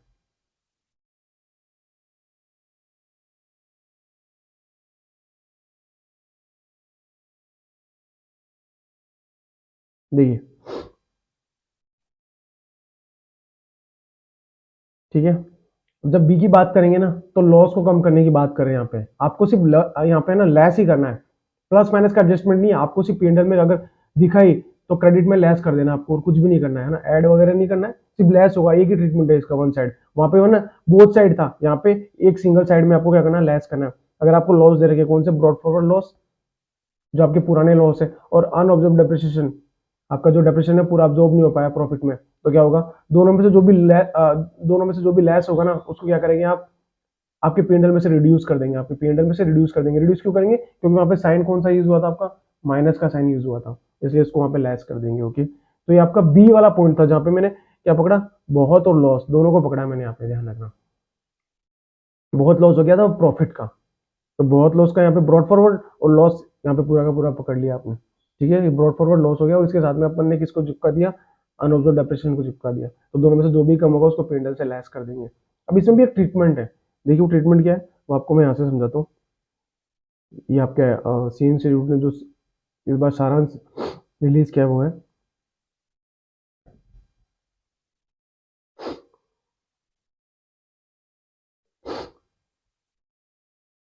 अभी अपन क्या कर रहे थे, दोनों में से जो भी क्या होगा कम होगा ना उसको लेस कर रहे थे, दोनों में से जो भी कम होगा उसको लेस कर रहे थे, मतलब दोनों में से जो भी लोअर होगा, कम का मतलब। ओके, अब दोनों को ही ना लेस कर देंगे, दोनों को ही, ब्रॉड फॉरवर्ड लॉसेस एंड आपका अनऑब्जर्व डेप्रिसिएशन। ओके, वहां और वर्ड नहीं है, वहां पे एंड वर्ड है, देखिए यहाँ पे क्या है, यहाँ पे एंड वर्ड है, वहां पे और है, यहाँ पे एंड है, मतलब दोनों को ही लेस करना है जोड़ के। कब करेंगे, जब है ना सिचुएशन थोड़ी चेंज हो गई है, मतलब देखिए 2 पॉइंट लिखे हैं यहाँ पे।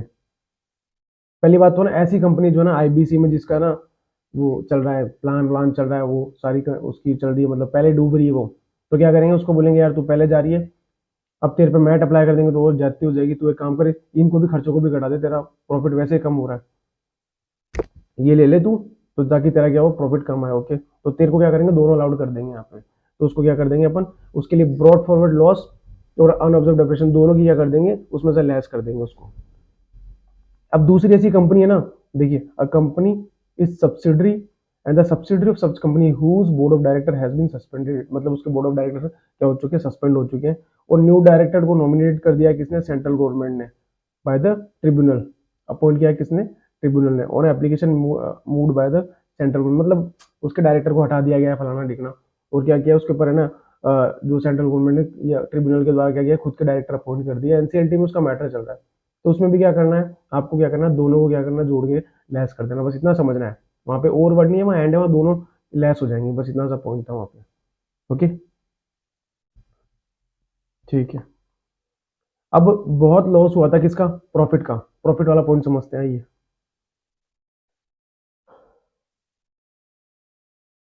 देखिए अब वहां पे प्रॉफिट वाली बात करेंगे ना, तो प्रॉफिट किसका कम करना है आपको, profit of a sick unit का कम करना है वहां पे।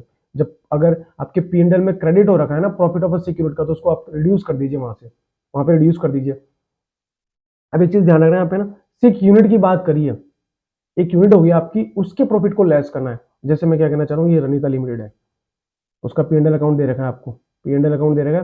पीएनएल अकाउंट में ना तीन तरह की यूनिट है, यूनिट ए प्रॉफिटेबल है, यूनिट बी भी प्रॉफिटेबल है, यूनिट सी क्या है, सिक यूनिट है, सिक यूनिट है। और सिक यूनिट मतलब लॉस यूनिट है, मतलब जिसकी हालत खराब है, तो उसको क्या करेंगे, उसके प्रॉफिट को घटा देंगे, उस पर मैट अप्लाई नहीं करेंगे। उस पर पहले मर रही है, उस पर और मैट अप्लाई कर देंगे तो पूरी मर जाएगी, तो क्या कर देंगे, पीएनएल में से लेस कर देंगे उसको। और ध्यान रखना, ये यूनिट की बात हो रही है, पूरी कंपनी की बात नहीं हो रही है, एक एक यूनिट की बात हो रही है ओनली, ध्यान रखना। अगर कंपनी होता तो उस पर मैट अप्लाई नहीं होता, अगर ऐसे लिखा था ना profit of a sick company, तो बात ही नहीं होती उसकी। यहाँ पे तो सिर्फ फिक्स एडजस्टमेंट है, उन्हीं को आपको क्या करना है, उनका ट्रीटमेंट करना, बाकी किसी बात को आपको छेड़ना ही नहीं है। तो मैंने क्या बोला, profit of a sick unit है ना, तो क्या कर देंगे, उस सिक यूनिट के प्रॉफिट को रिड्यूस कर देंगे, उस पर मैट अप्लाई नहीं करेंगे। तो यहाँ पे बहुत लॉस, देखिए बहुत लॉस वाला आइटम क्या था, प्योरली माइनस का आइटम है, सिर्फ लेस करना है आपको। इस प्रॉफिट ऑफ सिक यूनिट को क्या करना है आपको, लेस करना है, ओनली लेस का ट्रीटमेंट है। तो दो लेस हो गए, ऊपर क्या थे, प्लस माइनस के साइन यूज थे, यहाँ पे माइनस के साइन यूज है, तो आपको इन दोनों को लेस ही करना है। अब जो आएगा, जो मैंने बोला था अंत भला तो सब भला, उसमें सिर्फ प्लस का साइन यूज है, वहां पे आपको क्या करना है, ऐड ही करना है। तो सबसे पहले उसमें था इनकम टैक्स, सबसे पहले था उसमें इनकम टैक्स, क्योंकि इनकम टैक्स का ख्याल आया था दोस्त को। देखिए ये इनकम टैक्स आ गया आपका, ओके। अब इनकम टैक्स में क्या होता है कि इनकम टैक्स है ना आपका, देखिए इसको, इसी को तो अपन को फाइंड आउट करना है, इसी की तो सब रामायण चल रही है, इसी को अलाउड कर देंगे, ओके। तो ऐसा नहीं चलेगा, आपको ऐड करना पड़ेगा इनकम टैक्स के लिए। सारी ये मातापति चल रही डिपार्टमेंट, ये सब क्यों कर रहे हैं, पैसे कमाने के लिए कर रहे हैं। अगर इसी को अलाउड कर देंगे तो फिर बचा गया। तो इनकम टैक्स दे रखा है तो उसको क्या कर दो, ऐड कर दो, वो खर्चा नहीं है आपका। उसका इंटरेस्ट दे रखा है, उसको भी ऐड कर दो, उसको भी अलाउड नहीं करेंगे। और जब इंटरेस्ट की बात करें ना, तो उसमें सब कुछ को शामिल कर दिया आपका ना, जो टीडीएस वाला इंटरेस्ट है उसको भी शामिल कर दिया, ठीक है, क्योंकि वो भी टैक्स का ही पार्ट है, टीडीएस भी एक। तो सिर्फ इनकम टैक्स को ना क्या कर दिया यहाँ पे, डिसअलाउड कर दिया। लेकिन बाकी जो है ना, जीएसटी वगैरह, वेल टैक्स, वो सब आपके अलाउड है ना। वेल टैक्स वैसे है नहीं अभी, लेकिन वो अलाउड है, ध्यान रखना। तो सिर्फ इनकम टैक्स है ना, वो डिसअलाउड है, उसका इंटरेस्ट भी डिसअलाउड है। अभी अकाउंट्स में है ना, अकाउंट्स में क्या होता है, अकाउंट्स में ना, अकाउंट्स ये नहीं करता डिसअलाउड अलाउड, वो क्या करता है, डेबिट ऑल एक्सपेंसेस, उसकी तरफ से तो सारे खर्चे अलाउड है, इसीलिए वो ना सबको डाल देता है उस पीएनएल में, उसको मतलब नहीं होता। लेकिन आपका जो टैक्स होता है ना, वो करता है कि ये पर्सनल है, ये अलाउड है, ये डिसअलाउड है, वो ये नाटक करता है। इनकम टैक्स कुछ नहीं करता, अकाउंट्स कुछ नहीं करता, उसकी तरफ से तो सारे खर्चे डेबिट होते हैं, और ना, और allowed disallowed, allowed income disallowed वाला नाटक टैक्स में होता है, उसमें कुछ नहीं होता। इसीलिए वो क्या करता है, अकाउंट्स वाला सारे खर्चे डाल देता है। लेकिन अपन जब मैट में आ रहे हैं, तो अपन क्या कर रहे हैं, मैट के हिसाब से एडजस्टमेंट कर रहे हैं, और उसमें ना अपन इनकम टैक्स को हटा देते हैं। अकाउंट्स में तो आपको पता है पेनल्टी वेनल्टी भी सब अलाउड होती है, लेकिन यहाँ अलाउड नहीं है,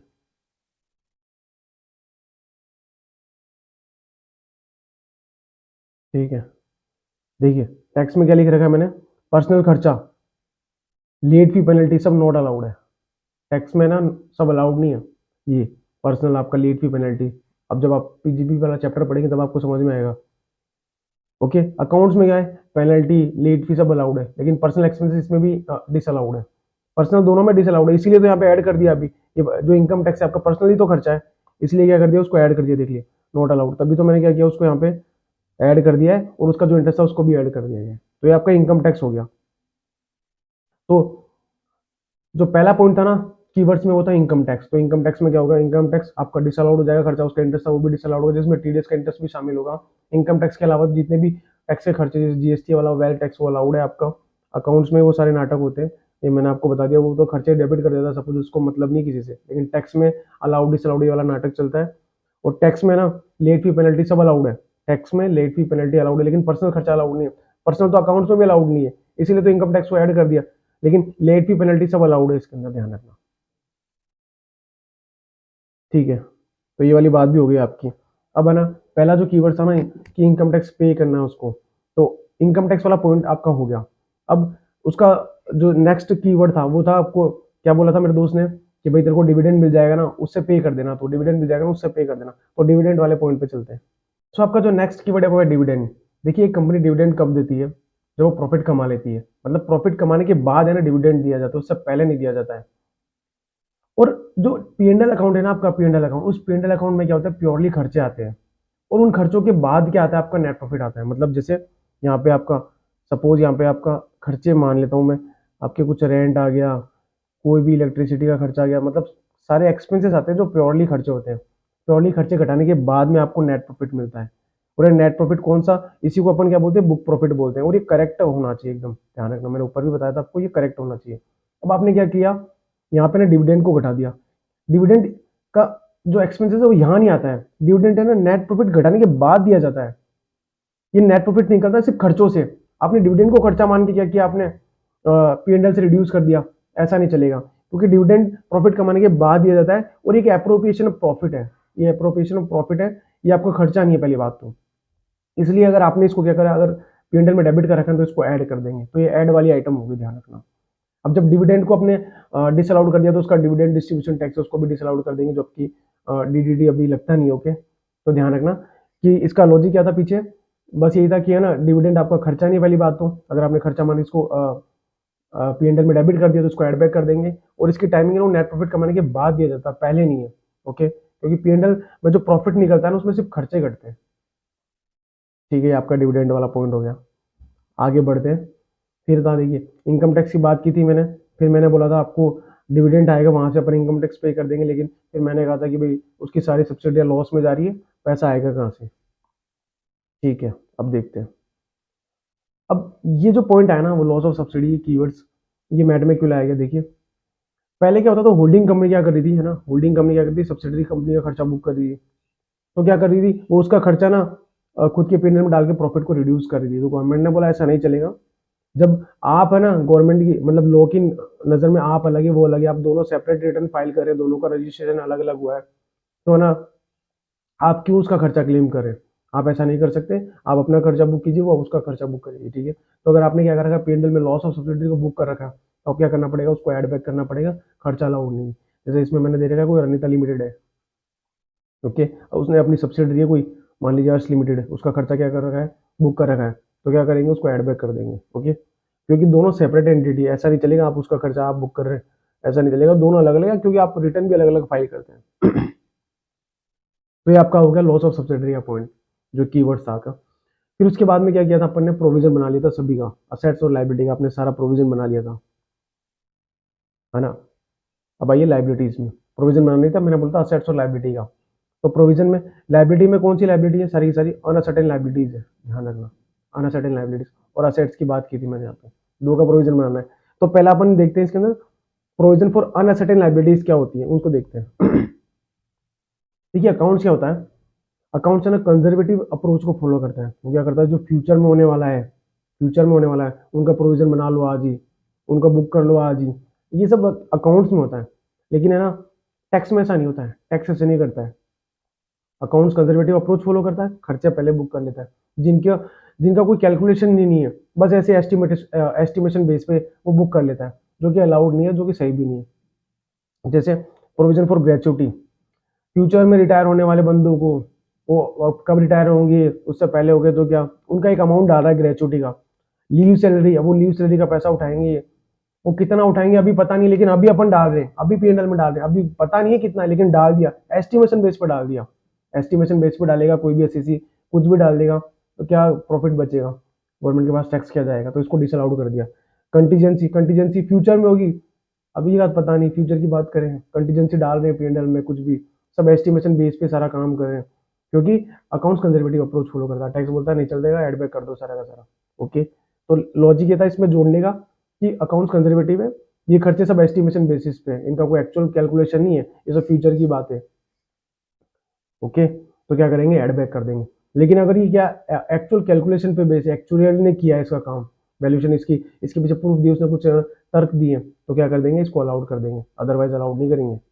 okay, provision for gratuity, future में रिटायर होने वाले एम्प्लॉयज को जो ग्रेचुटी देंगे उसकी बात है। लीव सैलरी, फ्यूचर में बंदे जो छुट्टी जिन्होंने ली नहीं है, लीव सैलरी उसका पैसा लेंगे। कंटीजेंसीज की जो फ्यूचर में होगी उनकी बात कर रहा है।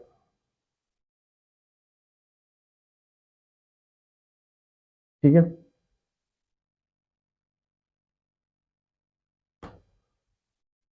अब ये ना अकाउंट्स में तो सारे प्रोविजन अलाउड कर रहा था, लेकिन इनकम टैक्स में क्या होता है, जो प्रोविजन है ना कुछ भी अलाउड नहीं, ध्यान रखना, सारे के सारे डिसअलाउड होते हैं, इसमें कुछ नहीं होता, चाहे वो एक्चुअल बेसिस पे हो, चाहे वो एक्चुअल ने किया हो चाहे नहीं किया, उससे कोई मतलब नहीं है, प्रोविजन अलाउड ही नहीं इनकम टैक्स में। तो ये अभी जो मैंने बनाया ना, ये देखिए, ये जो अभी अपन ने क्या किया, ये जो किया है अपन ने, ये अनसर्टेन लाइबिलिटीज थी, ये सारी की सारी लाइबिलिटी थी जिसको अपन को पे करना था फ्यूचर में, या अनसर्टेन थी, बेस्ड ऑन एस्टिमेशन थी, तो इसको अपन ने ऐड कर दिया। तो प्रोविजन की जब मैंने बात की थी ना, तो एक प्रोविजन था अनसर्टेन लाइबिलिटी का, अब दूसरा प्रोविजन किसका है, दूसरा प्रोविजन है आपका असेट्स का। तो असेट्स को समझते देखिए, ओके, असेट्स पे आ गए आप। तो असेट्स में ना आप क्या करें, प्रोविजन बना रहे हैं, किसके लिए बना रहे हैं, डाउटफुल डेब्ट, फ्यूचर में जो क्या होंगे, रिटायर होंगे, फ्यूचर में जो क्या होगा, जिनका पैसा डूब जाएगा, उसके लिए आपने अभी प्रोविजन बना लिया, प्रोविजन अभी बना लिया, फ्यूचर में जो डूबत होगा आपको पता नहीं, लेकिन आपने अभी बना दिया, ये भी बेस्ड ऑन एस्टिमेशन है, फ्यूचर में जो पे करेगा तो आप उसको डिस्काउंट करेंगे, वो खर्चा होगा, उसको भी आपने क्या कर दिया, उसका प्रोविजन बना लिया, वो भी बेस्ड ऑन एस्टिमेशन है। इम्पेयरमेंट की बात करी, मतलब फ्यूचर में लॉस होगा असेट्स के ऊपर, उसकी वैल्यू में बेचते टाइम पे उसकी वैल्यू कम हो जाएगी, तो बेस्ड ऑन एस्टिमेशन है, वो भी क्या है, सारे के सारे प्रोविजन है, तो वो भी नॉट अलाउड, उसको ऐड बैक कर देंगे। ये दोनों के दोनों एस्टिमेशन बेस पे थे, अगर सीसी को अलाउड करने लग गए एस्टिमेशन बेस पे, कुछ भी फिगर डालेंगे, प्रॉफिट पूरा खा जाएंगे। ओके, तो ये सारे के सारे कीवर्ड्स हो गए अपने। देखिए, एक बार देख लेते हैं अपने जो कीवर्ड्स थे ना, उन सबको एक बार वापस चेक कर लेते हैं एक बार अच्छी तरीके से। देखिए, अब कर लेते हैं, आइए।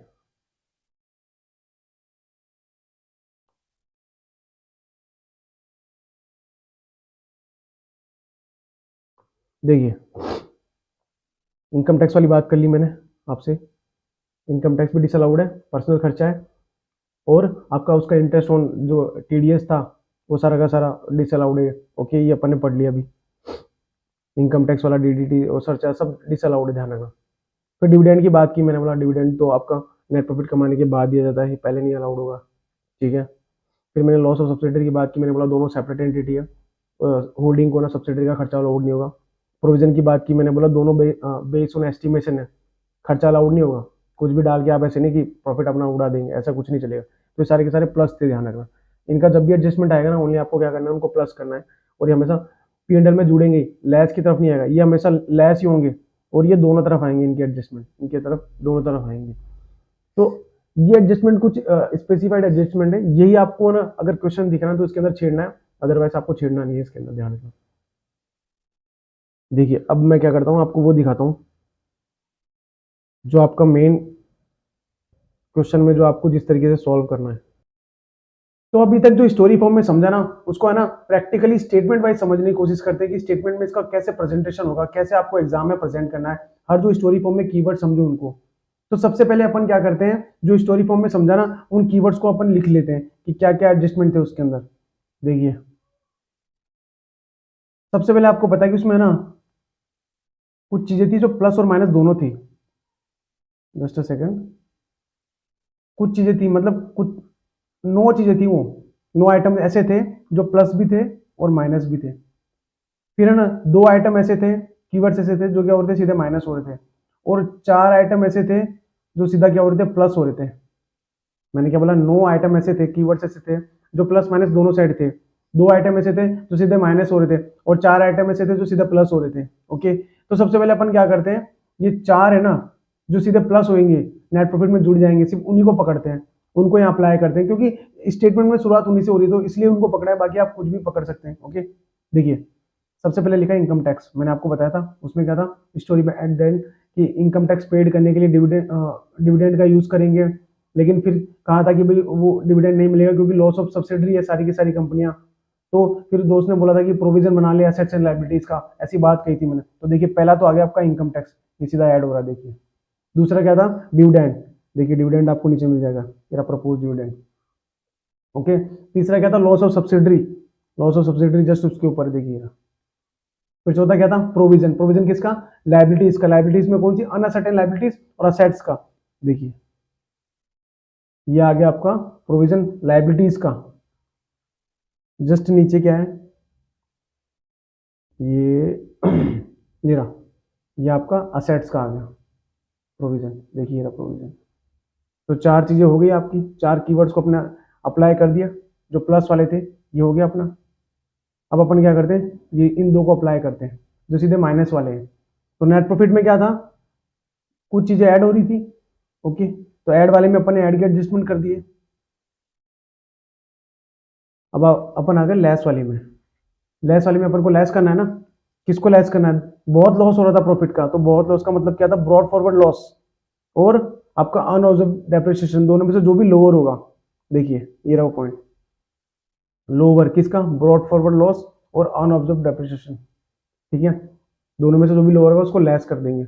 लेकिन और की जगह ना एंड भी वर्ड यूज होगा, मतलब दोनों ही घट जाएंगे।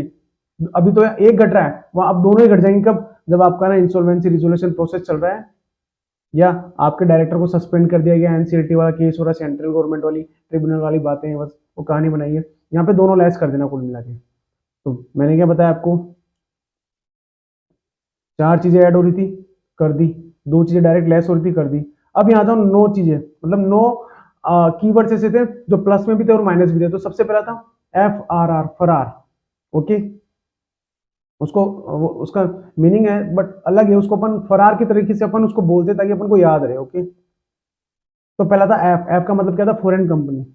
देखिए फॉरेन कंपनी के पॉइंट थे, तो उसके खर्चे क्या होंगे, ऐड हो जाएंगे, इनकम लेस हो जाएगी, ओके। तो देखिए रहा फॉरेन कंपनी का, इनकम को लेस कर दिया 15% से, क्योंकि जो उनके टैक्स की रेट है वो मैट की रेट से कम है, ओके।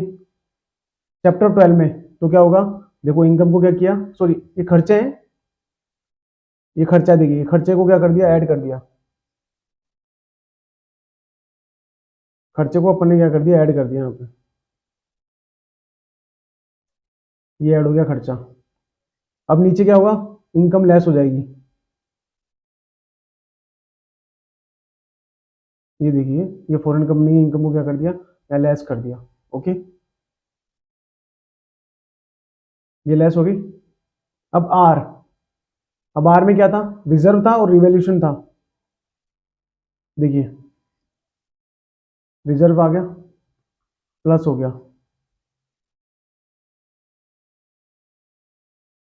ये आ गया या माइनस हो गया, ओके, ये रिजर्व की बात थी। अब रिवॉल्यूशन रिजर्व की बात करूंगा, ओके।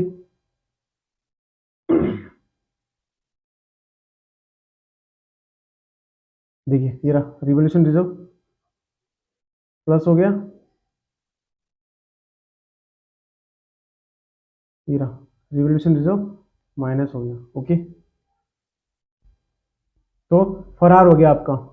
अब बात करते हैं बी से, मतलब बिजनेस ट्रस्ट। तो बिजनेस ट्रस्ट में क्या था, मैंने आपको बताया था कि आपको एक्चुअल गेन को ऐड करना है और जो अकाउंट्स के हिसाब से जो प्रॉफिट हुआ है, जो नोशनल गेन हुआ है, उसको लेस करना है। तो ठीक है, तो दोनों तरफ आएंगे उसके आइटम। तो देखिए ये तो दे रखा है आपको गेन, जो मैंने अपने एग्जाम्पल में 50 रुपये पकड़ा था, गेन हुआ था, तो 50 रुपये को ऐड कर दूंगा और मुझे क्या करना है, लेस करना है, कितना था, वो भी 50 था, मैंने आपको बताया था वो भी 50 था, ओके। वो नोशनल था, देखिए ये रहा notional gain, notional gain, notional gain हुआ था ना उसको 20, 10 प्लस 20, ये अकाउंट्स के हिसाब से, ओके। तो उसको अपन क्या कर देंगे, हटा देंगे यहाँ से और एक्चुअल वाले को ऐड कर देंगे, ओके। तो उसमें क्या था आपका, ये तो था आपका एक्सचेंज करने पे, ये ईयर एंड पे आपने रिवैल्यू किया था और ये क्या सेल करने पे था, तो उसको नोशनल गेन मान के हटा देंगे यहाँ से। तो ये आपका बी फॉर बिजनेस ट्रस्ट हो गया। फिर BEAR, बियर, ओके। तो ई का मतलब क्या था, एग्जाम्ट इनकम। एग्जाम्ट इनकम कौन सी, 10, 11, 12 वाली, देखिए ये उसका खर्चा है, 10, 11, 12 वाला ऐड कर दिया, इनकम होगी लेस कर देंगे, ये देखिए ये इनकम को क्या कर दिया, लेस कर दिया, ठीक है, लेस हो रही है यहाँ से, देखिए BE। फिर ए बोले तो AOP BI, ठीक है, ये देखिए उसका कोई खर्चा है, AOP BI का खर्चे को ऐड कर दिया है, इनकम को लेस कर दूंगा,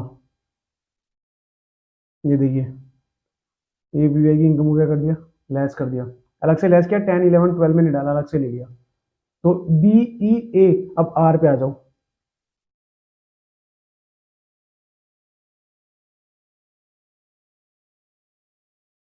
आर कौन सा था, रॉयल्टी, देखिए रॉयल्टी क्यों था, क्योंकि 15% से कम थी उसकी, है ना। तो देखिए रॉयल्टी का पॉइंट कहाँ दे रखा है आपको, ये रहा, ये रॉयल्टी दे रखा है आपको। इसको भी पकड़ लेंगे और इसके खर्चे को मैंने पहले ऐड कर दिया, उसकी इनकम को लेस कर दूंगा। इनकम कहाँ है, देखिए इनकम, इनकम को लेस कर दिया।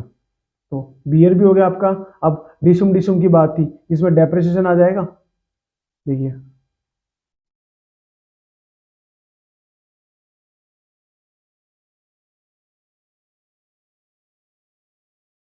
ये रहा डेप्रिसिएशन और डेफर टैक्स, देखिए दोनों दे रखे। डेप्रिसिएशन पूरा जुड़ जाएगा, लेस कितना होगा, एक्सक्लूड कर देंगे रिवोल्यूशन वाला, क्योंकि डमी अलाउड नहीं था, मैंने बोला डमी आपका रिवोल्यूशन अलाउड नहीं होगा आपको, लेकिन रिवोल्यूशन रिजर्व था ना, वो अलाउड कितना होगा आपको, वो अलाउड कितना होगा, जितना कि आपने उस पर क्या कर रखा है, डेप्रिसिएशन क्लेम कर रखा है, वो भी मैंने आपको समझाया था। ये डेफर टैक्स आ गया, ठीक है। ऐसे जस्ट इसके आइटम यहाँ पे भी होंगे, देखिए डेप्रिसिएशन यहाँ आ गया जो माइनस हो रहा है, लेकिन उसमें से एक्सक्लूड कर दिया रिवोल्यूशन रिजर्व वाला, क्योंकि वो डमी था। कितना भी आप रिवैल्यू कर लो, डेप्रिसिएशन क्लेम कर लो, ऐसा नहीं चलेगा। और डेफर टैक्स की बात की ना मैंने, ये रहा defer tax at the end, ठीक है।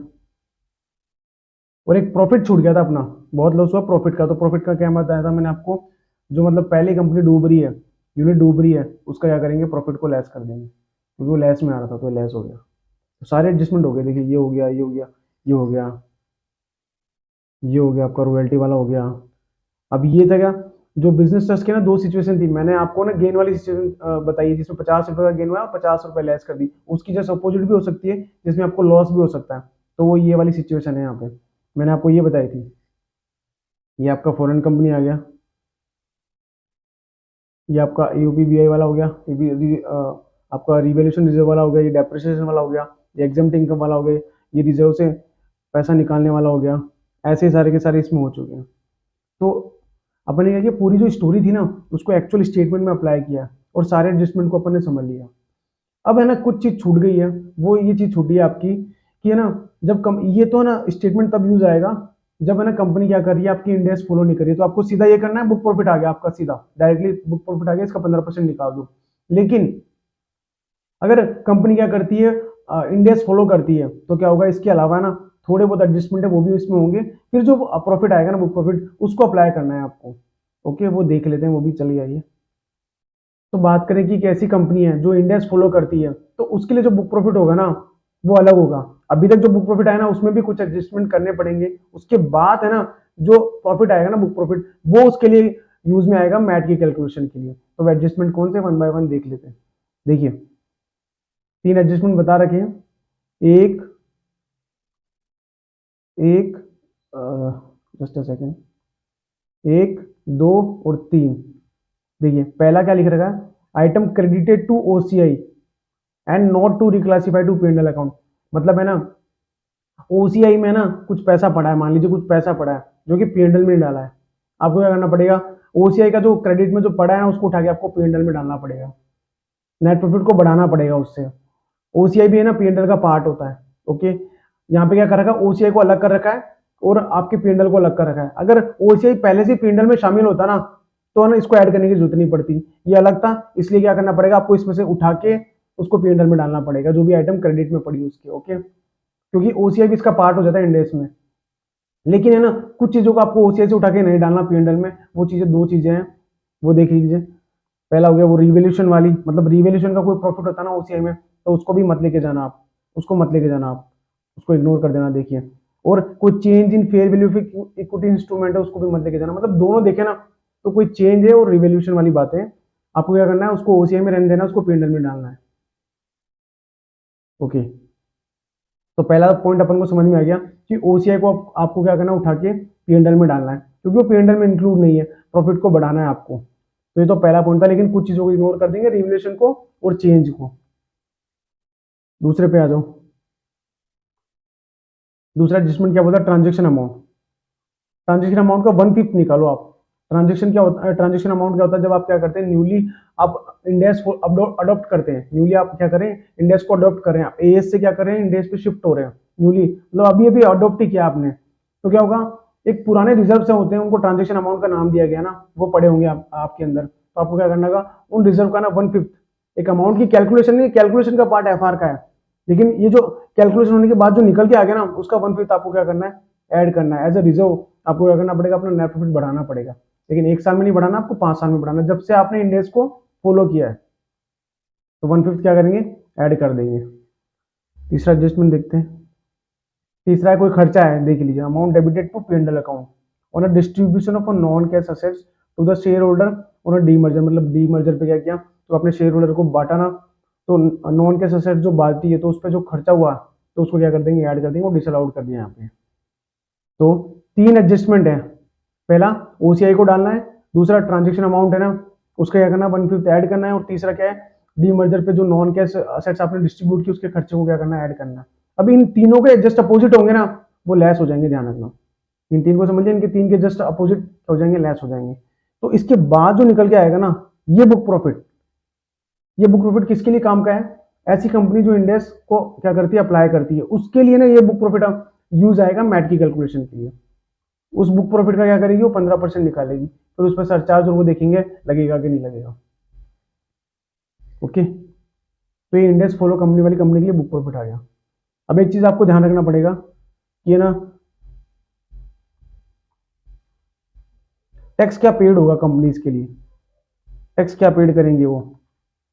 ओके, तो जो नॉर्मल है ना, नॉर्मल टैक्स जो आया उनका निकल के, एक तो वो, और जो मैट का जो टैक्स आया, दोनों में से जो भी हायर होगा ना, वो टैक्स पेड करेगी कंपनी, है ना। इन दोनों में से जो भी हायर होगा वो पेड करेगी।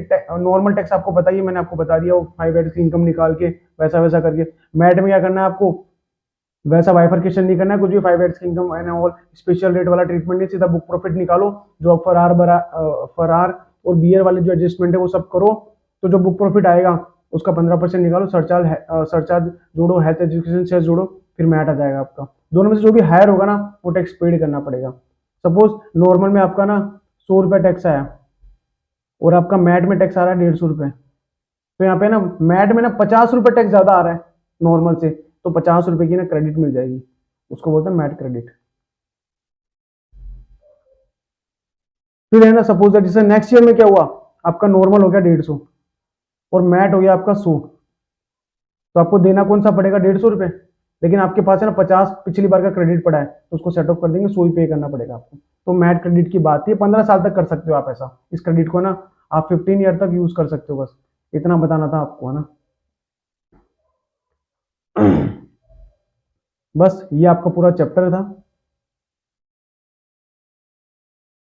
तो आपको बस एडजस्टमेंट को ध्यान रखना है और कुछ भी नहीं करना है। उन एडजस्टमेंट के पीछे लॉजिक अपन ने समझ ही लिया, लेकिन आपको पता होना चाहिए वो एडजस्टमेंट दिखेंगे, उनको ही आप उस क्वेश्चन में टच करो, उन्हीं को आप है ना एडजस्ट करो, बाकी सबको छोड़ दो। उसके अलावा जो एडजस्टमेंट के अलावा सारी बातें उन सबको छोड़ दो। और नॉर्मल में कैसे करते हैं वो अपन को पता ही है, नॉर्मल नॉर्मल में अपन ने निकालना सीख ही रखा है। तो क्वेश्चन आएगा ना, तो जैसे रिसेंटली भी एग्जाम में आया था, वो इसी तरह का क्वेश्चन था, 8 नंबर का, नवंबर 23 में आपके एग्जाम में क्वेश्चन आया था। तो इंपॉर्टेंट चैप्टर है, बिल्कुल भी मिस नहीं करना। अब कुछ है ना क्वेश्चन भी देख लेते हैं, जिससे आपको ना मोर क्लियरिटी आएगी इसके ऊपर, और ज्यादा आपको क्लियर हो जाएगा कि क्या कैसे क्या करना। कुछ इंपॉर्टेंट क्वेश्चन है आपके मैथ के, वो देखते हैं, आइए वन बाय वन स्टार्ट करते हैं। देखिए पहला क्वेश्चन है, पहला क्वेश्चन क्या बोल रहा है, सोना लिमिटेड है कोई रेसिडेंट कंपनी है, जो जिसका प्रॉफिट कितना है, 15 लाख रुपए है। आफ्टर डेबिट और credit the following items to the statement of P&L account for the year ended 31 March 2022। Okay, ये उसका P&L अकाउंट दे रखा है, इसमें ये चीजें डेबिट हो चुकी है और ये चीजें क्रेडिट हो चुकी है, मतलब इनका इफेक्ट दिया जा चुका है। ओके, और नीचे कुछ एडिशनल इन्फॉर्मेशन दे रखी है आपको, ये देखिए एडिशनल इन्फॉर्मेशन दे रखी है। निकालना क्या है, देखिए क्या पूछ रहा है, कंप्यूट मैट 115 GB के हिसाब से, और अगर वो IFSC में हो अगर आपकी कंपनी, तो क्या ट्रीटमेंट होगा, दोनों निकाल के बताइए। तो देखिए मैंने आपको बताया था कि आपको क्या करना है, जब भी मैट का क्वेश्चन हो ना, तो आपको सबसे पहले उन एडजस्टमेंट को पकड़ना है जो अपन ने एज ए स्टोरी समझे हैं। तो सबसे पहले अपन को ना नेट प्रॉफिट दे रखा है, तो मैंने आपको बताया था सबसे पहले आपको नेट प्रॉफिट सबसे टॉप पे रखना है, फिर उसमें चीज़ों को ऐड और लेस करना है जो अपने एडजस्टमेंट है।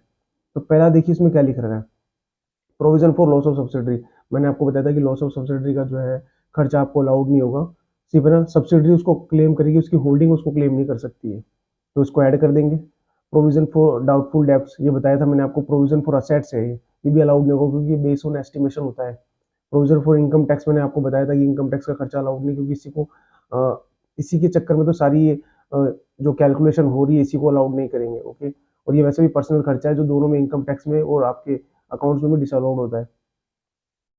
Provision for gratuity base on actual valuation, देखिए लाइबिलिटी का प्रोविजन बन रहा है but base on actual valuation है तो अलाउड है। मैंने आपको बताया था कि बेस ऑन एस्टिमेशन होता ना तो डिसअलाउड हो जाएगा, लेकिन बेस ऑन एक्चुअल कैलकुलेशन है, मतलब कोई साइंटिफिक वे से निकाला है आपने तो अलाउड हो जाएगा।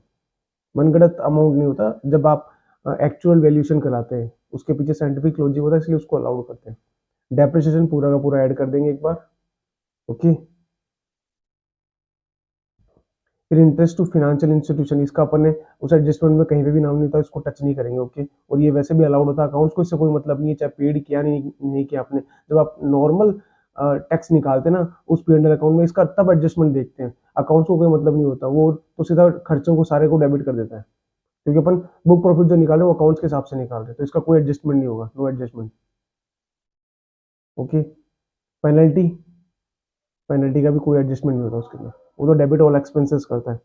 ठीक है, अब आइटम क्रेडिटेड टू जो स्टेटमेंट ऑफ P&L हो चुके हैं, उसमें पहला देखिए क्या लिखा है, profit from unit establish in says में, मतलब जो सेज में जो यूनिट्स है, तो मैंने आपको बताया था ये कौन सा प्रॉफिट हो गया आपका 10AA वाला, तो 10AA वाले जो इनकम होती है उसके ऊपर मैट लगता है, मैंने आपको बताया था, उसको एक्सक्लूड नहीं करना क्योंकि बड़ी इनकम है ये ऐसे एसएससी जिनकी इनकम बहुत हाई है तो इनको रहने दो इसके अंदर। छोटे इनकम वाले जो एसएससी है उनको बाहर करना होता है अपन को। तो देखिए उसमें पहला आ गया sharing income of AOP as a member, तो क्या करना है आपको, इसको बाहर कर देना है यहाँ से, ये लेस हो जाएगा। Income from units of UTI, इसके बारे में अपन ने कुछ भी नहीं पढ़ा था, तो ये भी इसमें ही रहेगा, ये जुड़ा रहेगा इसके अंदर, क्योंकि 10 में एग्जाम्प्ट नहीं है, नॉट एग्जाम्प्ट इन 10, और ना 11 12 में तो वैसे भी नहीं है, तो इसको रहने दो इसके अंदर। लॉन्ग टर्म कैपिटल गेन का अपन ने कोई ट्रीटमेंट नहीं पढ़ा था, तो इसको भी कुछ नहीं करना है अपन को। ओके, नीचे एडिशनल इन्फॉर्मेशन पे आइए, डेप्रिसिएशन में दे रखा है इंक्लूड 1.5 लाख रुपए on accounts of revaluation of fix assets. मैंने आपको बताया था कि है ना, आपका रिवैल्यूएशन पे आप डमी आपके एसेट्स की वैल्यू बढ़ा के मोर डेप्रिसिएशन क्लेम करते हैं तो वो नहीं चलेगा। ओके, तो आपको क्या करना है, पूरे डेप्रिसिएशन को जोड़ देना है, बट आपको क्या करना है, जब आप लेस करेंगे तो इस डेप्रिसिएशन के अमाउंट को घटा देना उसमें से, ये अमाउंट घट जाएगा उसमें से। इनकम टैक्स वाले से अपन को कोई मतलब नहीं, क्योंकि अपन बुक प्रॉफिट के हिसाब से निकाल रहे हैं सारी कैलकुलेशन। अब इसमें दे रखा है कि balance of statement of P&L account shown in a balance sheet at the asset side, मतलब आपके जो है बैलेंस शीट में ना लॉस दे रखा है, वो 10 लाख रुपए का है, जिसमें अनऑब्जर्व डेप्रिसिएशन 4 लाख रुपए का है, मतलब 4 लाख रुपए का आपका क्या हो गया, अनऑब्जर्व डेप्रिसिएशन हो गया, और बाकी 6 लाख रुपए का क्या हो गया आपका ब्रॉट फॉरवर्ड लॉस हो गया। कुल मिला के बात ये है। Okay, capital gain has been invested, ठीक है, the AOP of which the companies member paid, उसने एमएमआर रेट से टैक्स दिया है, इसलिए अपन ने एग्जम्प्ट कर दिया। Provision for income tax include 45,000 रुपए of interest payable to on income tax, ठीक है, उसमें सब कुछ शामिल है, उसका इंटरेस्ट भी शामिल होता है, आपको बताइए, मैट के हिसाब से निकालो सारी कैलकुलेशन। तो सबसे पहले अपन टॉप पे क्या रखेंगे, नेट प्रॉफिट लगेंगे, फिर ऐड करेंगे और फिर लेस करेंगे कुछ चीज़ें। तो ऐड में मैंने आपको बताया था, देखो सब चीज़ें मैंने लिख दी है, तो आपको क्या करना है, सबसे पहले provision for loss of subsidy को ऐड करना है, provision for doubtful debt, provision for income tax, इनको सबको ऐड करते जाना है। इन सबका ट्रीटमेंट मैंने लिख दिया है, देखिए सबसे पहले अपने कैसे ऐसा इसका स्टेटमेंट बनेगा, देखिए computation of book profit for levy for MAT under section 115 JB। तो सबसे पहले अपन ने नेट प्रॉफिट को रख दिया यहाँ पे, फिर मैंने सबसे पहले देखिए क्या किया, provision for loss of subsidy को ऐड कर दिया है, जो अपन ने भी कर लिया था ऊपर, डाउटफुल डेट को भी ऐड कर दिया है, फिर प्रोविजन फॉर इनकम टैक्स को भी ऐड कर दिया था ऊपर, डेप्रिसिएशन को पूरे को ऐड कर दिया था मैंने। ओके, देखिए ऊपर चेक कर लेते हैं जाके, देखिए ये अलाउड कर दिया था मैंने, इसका कोई ट्रीटमेंट नहीं होगा, यहाँ तक सारा एडजस्टमेंट हो चुका है वहाँ पे। इसका मैंने बोला था इन दोनों का कोई ट्रीटमेंट नहीं होगा, तो कोई भी ट्रीटमेंट नहीं किया उसका। अब आपको क्या करना है, इसको रहने देना है, इसका कोई ट्रीटमेंट नहीं करना है, आपको घटाना है किसको है, सिर्फ एओपी वीआई की इनकम को घटाना है, और कुछ भी नहीं घटना है, तो 1 लाख रुपए घटेगा सिर्फ, ये देखिए सिर्फ 1 लाख रुपए घट गया। ठीक है, ऐड के बाद में जो लेस की आइटम थी उसमें से सिर्फ 1 लाख घटा है। यूनिट्स वाली इनकम को आपको रहने देना चाहिए था, और मैंने आपको बताया था डेप्रिसिएशन था ना, वो 3,60,000 जो पूरा डेबिट हुआ था उसमें से सिर्फ 1.5 लाख को एक्सक्लूड कर दूंगा, बाकी घटेगा, क्योंकि रिवेल्यूशन वाला था ना उसको नहीं घटाएंगे अपन। और वो 10 जो ब्रॉड फॉरवर्ड लॉस की बात थी, जो सीधा 2 माइनस की आइटम थी, 2 माइनस की आइटम थी तो सीधा लेस ही होती है, तो ब्रॉड फॉरवर्ड लॉस और अनऑब्जर्व डेप्रिसिएशन दोनों में से जो लोअर होता है वो घटता है, तो 6 था और एक वो 4 था, तो दोनों में से कम क्या आ गया 4, तो घट गया यहाँ पे, तो आपका बुक प्रॉफिट निकल के आ गया। ये बुक प्रॉफिट निकल के आ गया। अब इसके ऊपर क्या करेंगे अपन, 15% लगा देंगे। देखिए ये 15% लगा दिया उसके ऊपर। 15% लगाने के बाद 4% हेल्थ एजुकेशन जोड़ दिया, ये आपका मैट आ गया। और वो सरचार्ज है ना, वो आपकी जैसे नेट टैक्सेबल इनकम का ट्रीटमेंट होता है ना सरचार्ज पे, जैसे नेट टैक्सेबल इनकम क्या होती है, कुछ स्पेसिफाइड लिमिट से अबव होती है, तब अपन क्या करते हैं सरचार्ज लगाते हैं। वैसे इसमें ना बुक प्रॉफिट को पकड़ेंगे सरचार्ज की एप्लीकेबिलिटी के लिए। बुक प्रॉफिट के हिसाब से देखा जाएगा कि इसके ऊपर सरचार्ज लगेगा या नहीं लगेगा। बाकी सेम ट्रीटमेंट है सरचार्ज के लिए दोनों का, बस वहां पे नाम चेंज हो गया। वहां नेट टैक्सेबल इनकम को पकड़ते, यहाँ पे अपन बुक प्रॉफिट को पकड़ेंगे। देखिए अगर वो आईएफएससी में होती ना, तो उसका 9% रेट हो जाता बुक प्रॉफिट के ऊपर। ओके, इजी क्वेश्चन था, एग्जाम में आया हुआ है मई 2017 में। एक और क्वेश्चन देखते हैं, आइए।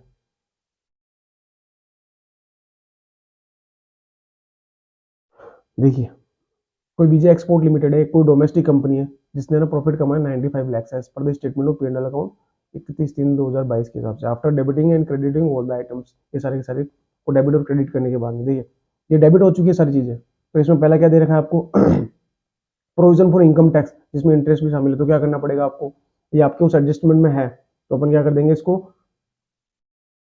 ऐड कर देंगे। ओके, सेल्स टैक्स लायबिलिटी, इसके बारे में कहीं जिक्र नहीं किया था अपन ने, तो इसको रहने देंगे, अकाउंट्स के हिसाब से अलाउड है। डेप्रिसिएशन इसको ऐड कर देंगे। तो एक एक चीज को देखते जाते हैं। जैसे प्रोविजन फॉर इनकम टैक्स मैंने क्या किया, 5 लाख रुपए ऐड कर दिए, तो देखिए 5 लाख रुपए ऐड हो गए। डेप्रिसिएशन की बात की थी, वो ऐड हो गया। आइए,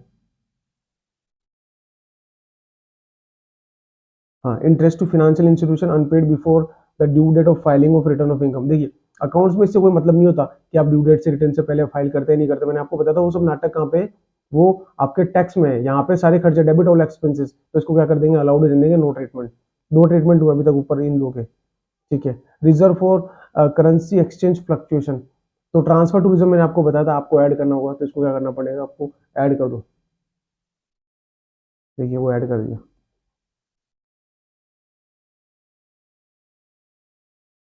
ठीक है, ऐड हो गया। पेनल्टी, पेनल्टी सब कुछ अलाउड है यहाँ पे, ठीक है। तो इसका कोई ट्रीटमेंट नहीं होगा। तो 3 ट्रीटमेंट हुए डेबिट वाले आइटम में से, देखिए 3 ही यहाँ नीचे कर रखे। ओके, फिर नीचे लेस के आइटम शुरू हुए, तो यहाँ पे भी अब लेस के आइटम जो क्रेडिट हो रखी है उनकी आइटम का ट्रीटमेंट चालू हो चुका है। अब दे रखा है एग्जेम्प्ट इनकम अंडर सेक्शन 10। मैंने आपको बताया था जो 10 वाली होती है ना, उसको क्या कर देते हैं अपन, लेस कर देते हैं। लेकिन 10 में आपकी कौन सी शामिल नहीं है, 10AA वाली, तो ये तो आपकी लेस हो जाएगी। Profit on long term profit on sale of rural agriculture land, तो इसका कोई ट्रीटमेंट नहीं पड़ा था अपन, इसको जुड़े रहने दो, कोई ट्रीटमेंट नहीं होगा, एज इट इज रहने दो, इसका कुछ नहीं। Profit on unit establish in says, मैंने बोला था सेज वाला है ना, इसको तो लेस कर देंगे, सेज वाले को रहने देंगे। सेज वाले बड़े लोग हैं, इनको नहीं छोड़ेंगे, इनके ऊपर मैट लगाएंगे, तो इसके ऊपर मैट लगा रहेगा। ओके, नेट एग्रीकल्चर इनकम ये भी लेस हो जाएगी क्योंकि ये सेक्शन 10 में एग्जाम्प्ट है। रॉयल्टी रिसीव्ड, रॉयल्टी का मैंने आपको ट्रीटमेंट बताया था, क्योंकि इसकी जो टैक्स रेट है ना वो 15% से कम है, तो इसको यहाँ से रिड्यूस कर देंगे। तो 3 चीजें, 3 आइटम है जिनको लेस कर दिया है। देखिए वो नीचे जाके नीचे लेस हो जाएंगे। देखिए 140, 6 और आपकी रॉयल्टी जो 40 लाख वाली थी, तीनों को लेस कर दिया। और एक डेप्रिसिएशन तो आपको पता ही क्या ट्रीटमेंट है उसका, सिर्फ रिवैल्यूएशन वाले को एक्सक्लूड कर देंगे, बाकी डेप्रिसिएशन जो ऐड हुआ था वो एज इट इज लेस हो जाएगा। ओके, देखो इनकम टैक्स वाले से कोई मतलब नहीं, क्योंकि बुक प्रॉफिट एज पर किसके हिसाब से निकलता है, अकाउंट्स के हिसाब से निकलता है। तो डेप्रिसिएशन में क्या लिखा है, देखिए इंक्लूड 1,90,000 रुपये ऑन अकाउंट्स ऑफ रिवैल्यूएशन। तो मैंने बोला था आपको रिवैल्यूएशन वाले को अलाउड नहीं करेंगे, डमी डेप्रिसिएशन आपको अलाउड नहीं करेंगे। तो लेस कितना करना है, 190 को घटा के लेस करना है डेप्रिसिएशन को। इंटरेस्ट ऑन बोरोड कैपिटल, इससे कोई मतलब नहीं, interest on borrowed capital not debited to, यहाँ पे ये सब उसमें है आपके टैक्स में ट्रीटमेंट है, यहाँ पे कुछ भी नहीं है। अब ये वही कि आपकी जो है बैलेंस शीट में है ना, टोटल आपको दे रखा है 470 का लॉस दे रखा है, जिसमें ना इंक्लूड है अनऑब्जर्व डेप्रिसिएशन। तो दोनों में से जो लोअर हो गया ना, कितना हो गया, मतलब आपका अनऑब्जर्व डेप्रिसिएशन हो गया 410 का, और बाकी आपका ब्रॉड फॉरवर्ड लॉस हो गया जो भी बैलेंस इसमें जाएगा 60,000 का। तो दोनों में से लोअर क्या, 60,000 घट जाएगा यहाँ पे। देखिए 60,000 आपने घटा दिया, ये आपका डेप्रिसिएशन का ट्रीटमेंट हो गया, ये आपका बुक प्रॉफिट निकल के आ गया। इस बुक प्रॉफिट का 15% लगा देंगे, इसके ऊपर 4% लगा देंगे, ये आपका मिनिमम अल्टरनेट टैक्स आ गया। ओके, अगर यही आईएफएससी में होता तो 9% हो जाएगा। 2 क्वेश्चन देख लिया अपन ने, आइए और देखते हैं क्वेश्चन।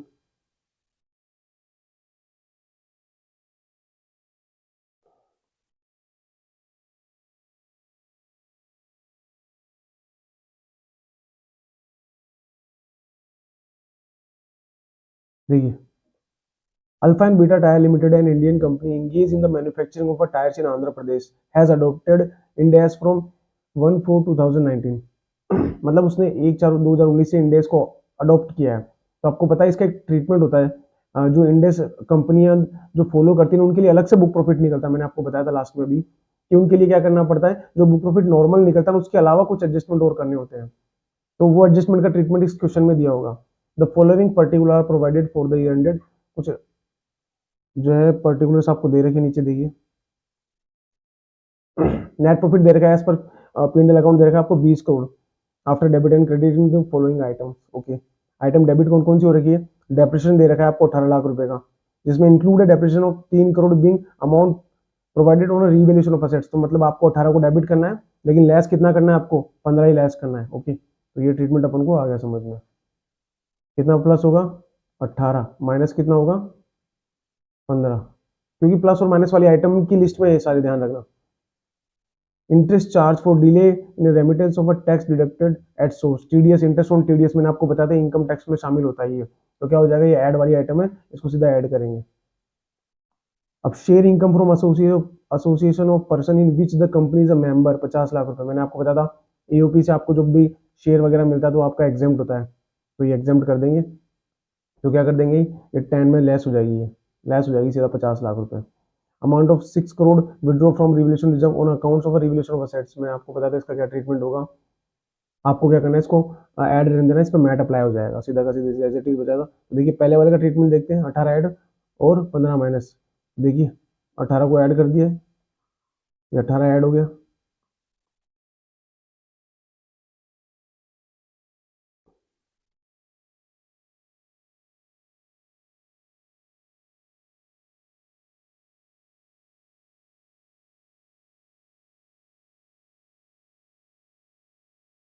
देखिए ये 15 माइनस हो गया, ये एक्चुअली ये प्रिंट नहीं हुआ है। 15 करोड़ यहाँ पे माइनस हो जाएंगे, ठीक है, 18 माइनस 3।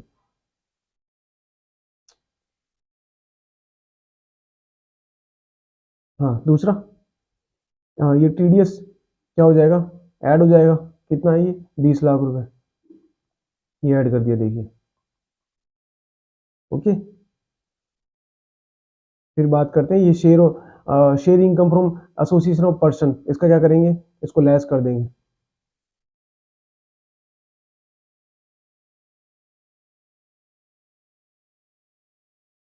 देखिए ये क्या हो रही है, यहाँ पे लेस हो रही है, ये लेस का आइटम है, देखिए ना।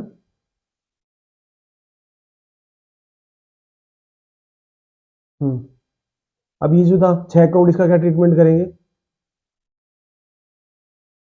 देखिए इसका कुछ भी नहीं होगा।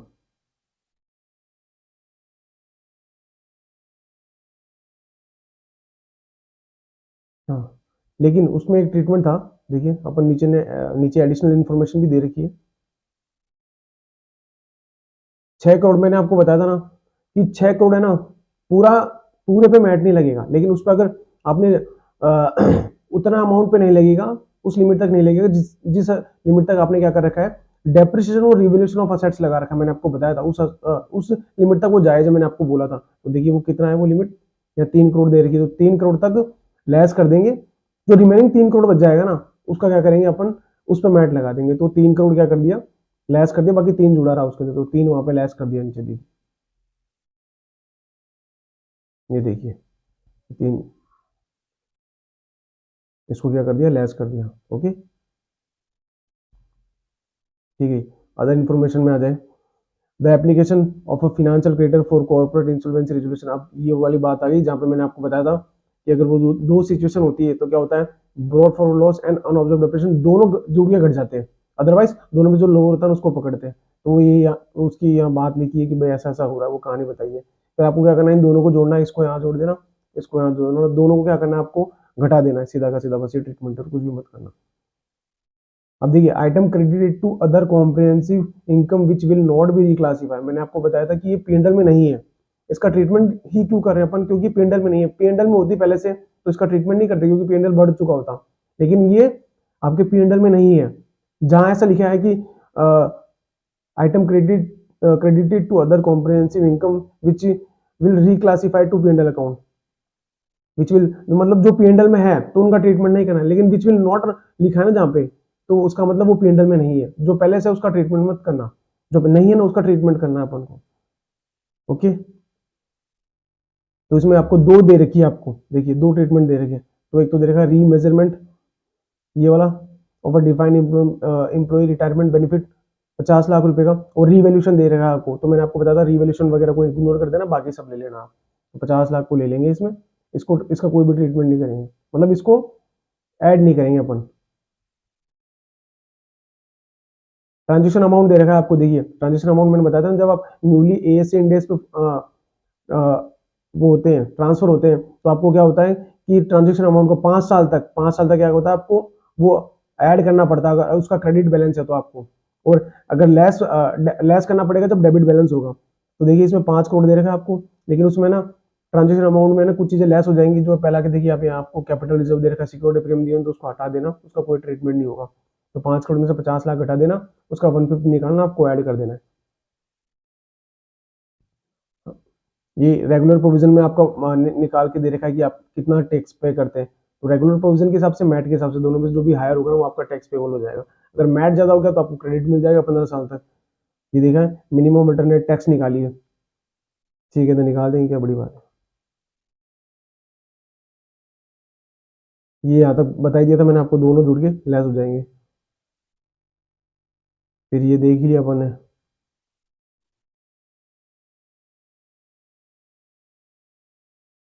देखिए सिर्फ उसी से है ना उसके प्रॉफिट को बढ़ाया 50 लाख से, 1 करोड़ को टच नहीं किया यहाँ पे। ओके, फिर मैंने आपको बताया था जो ट्रांजेक्शन अमाउंट है 5 करोड़ ले लिया, उसमें 50 लाख हटा दिया, 450 का क्या किया, 1/5 क्या किया उसने, ऐड कर दिया, तो आपका बुक प्रॉफिट आ गया, जिसके ऊपर क्या लगेगा, 15% लग जाएगा।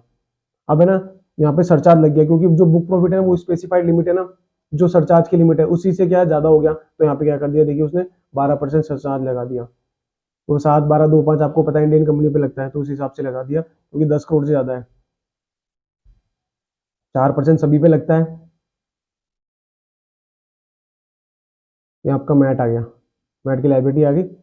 अब ये क्या हो गया, मैट की लाइबिलिटी और आपकी नॉर्मल टैक्स की लाइबिलिटी, दोनों में से जो भी हायर हो गया ना, क्या हो जाएगा, आपको वो टैक्स पे करना पड़ेगा। अगर मैट की लाइबिलिटी ज्यादा निकल जाएगी तो आपको क्रेडिट मिलेगा 15 साल तक। तो इसमें भी वही कर रखा है। ओके, कुछ भी नहीं। देखिए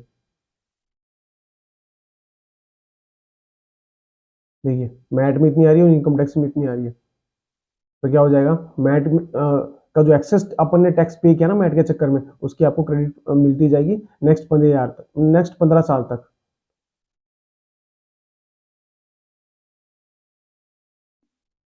ये आपका हो गया।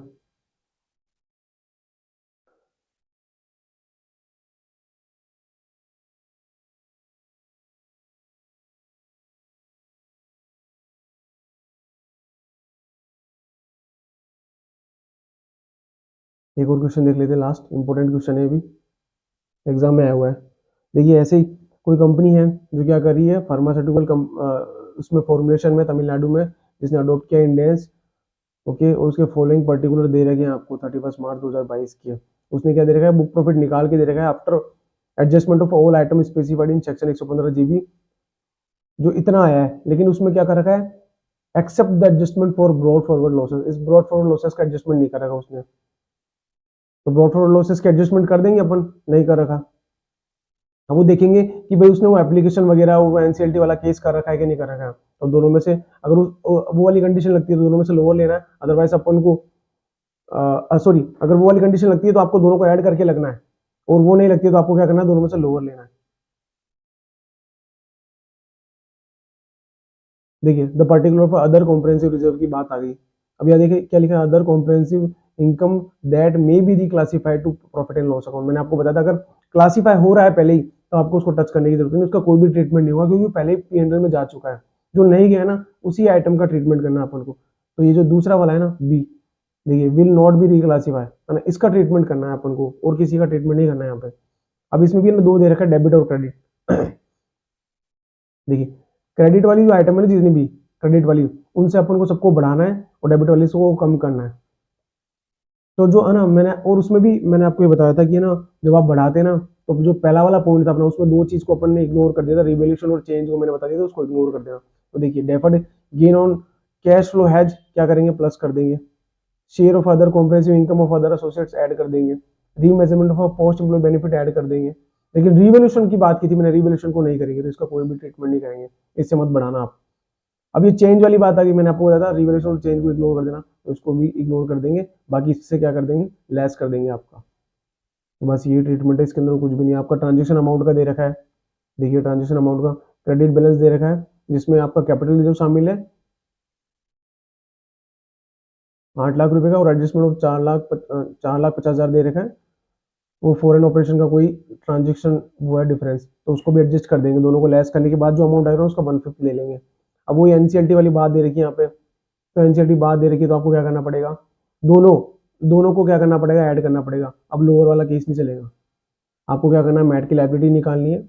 और नॉर्मल प्रोविजन में आपका टैक्स दे रखा है 8,20,000 रुपये। तो देख लेना क्या ज़्यादा आता है क्या कम आता है, उसके हिसाब से हो जाएगा वो। तो देखिए पहले अपन क्या करते हैं, इसकी बात कर लेते हैं। सबसे पहले जो सेकंड पॉइंट था ना, आपको यहाँ तक का तो प्रॉफिट निकाल के दे रखा है। अब क्या करना है आपको, दोनों को ऐड करके क्या करना है, लेस करना है, क्योंकि लेस की आइटम है सीधा, आपको पता नहीं लेस की आइटम है, तो क्या कर दो आप, इसको लेस कर दो। देखिए लेस कर दिया यहाँ पे, दोनों को जोड़ेंगे।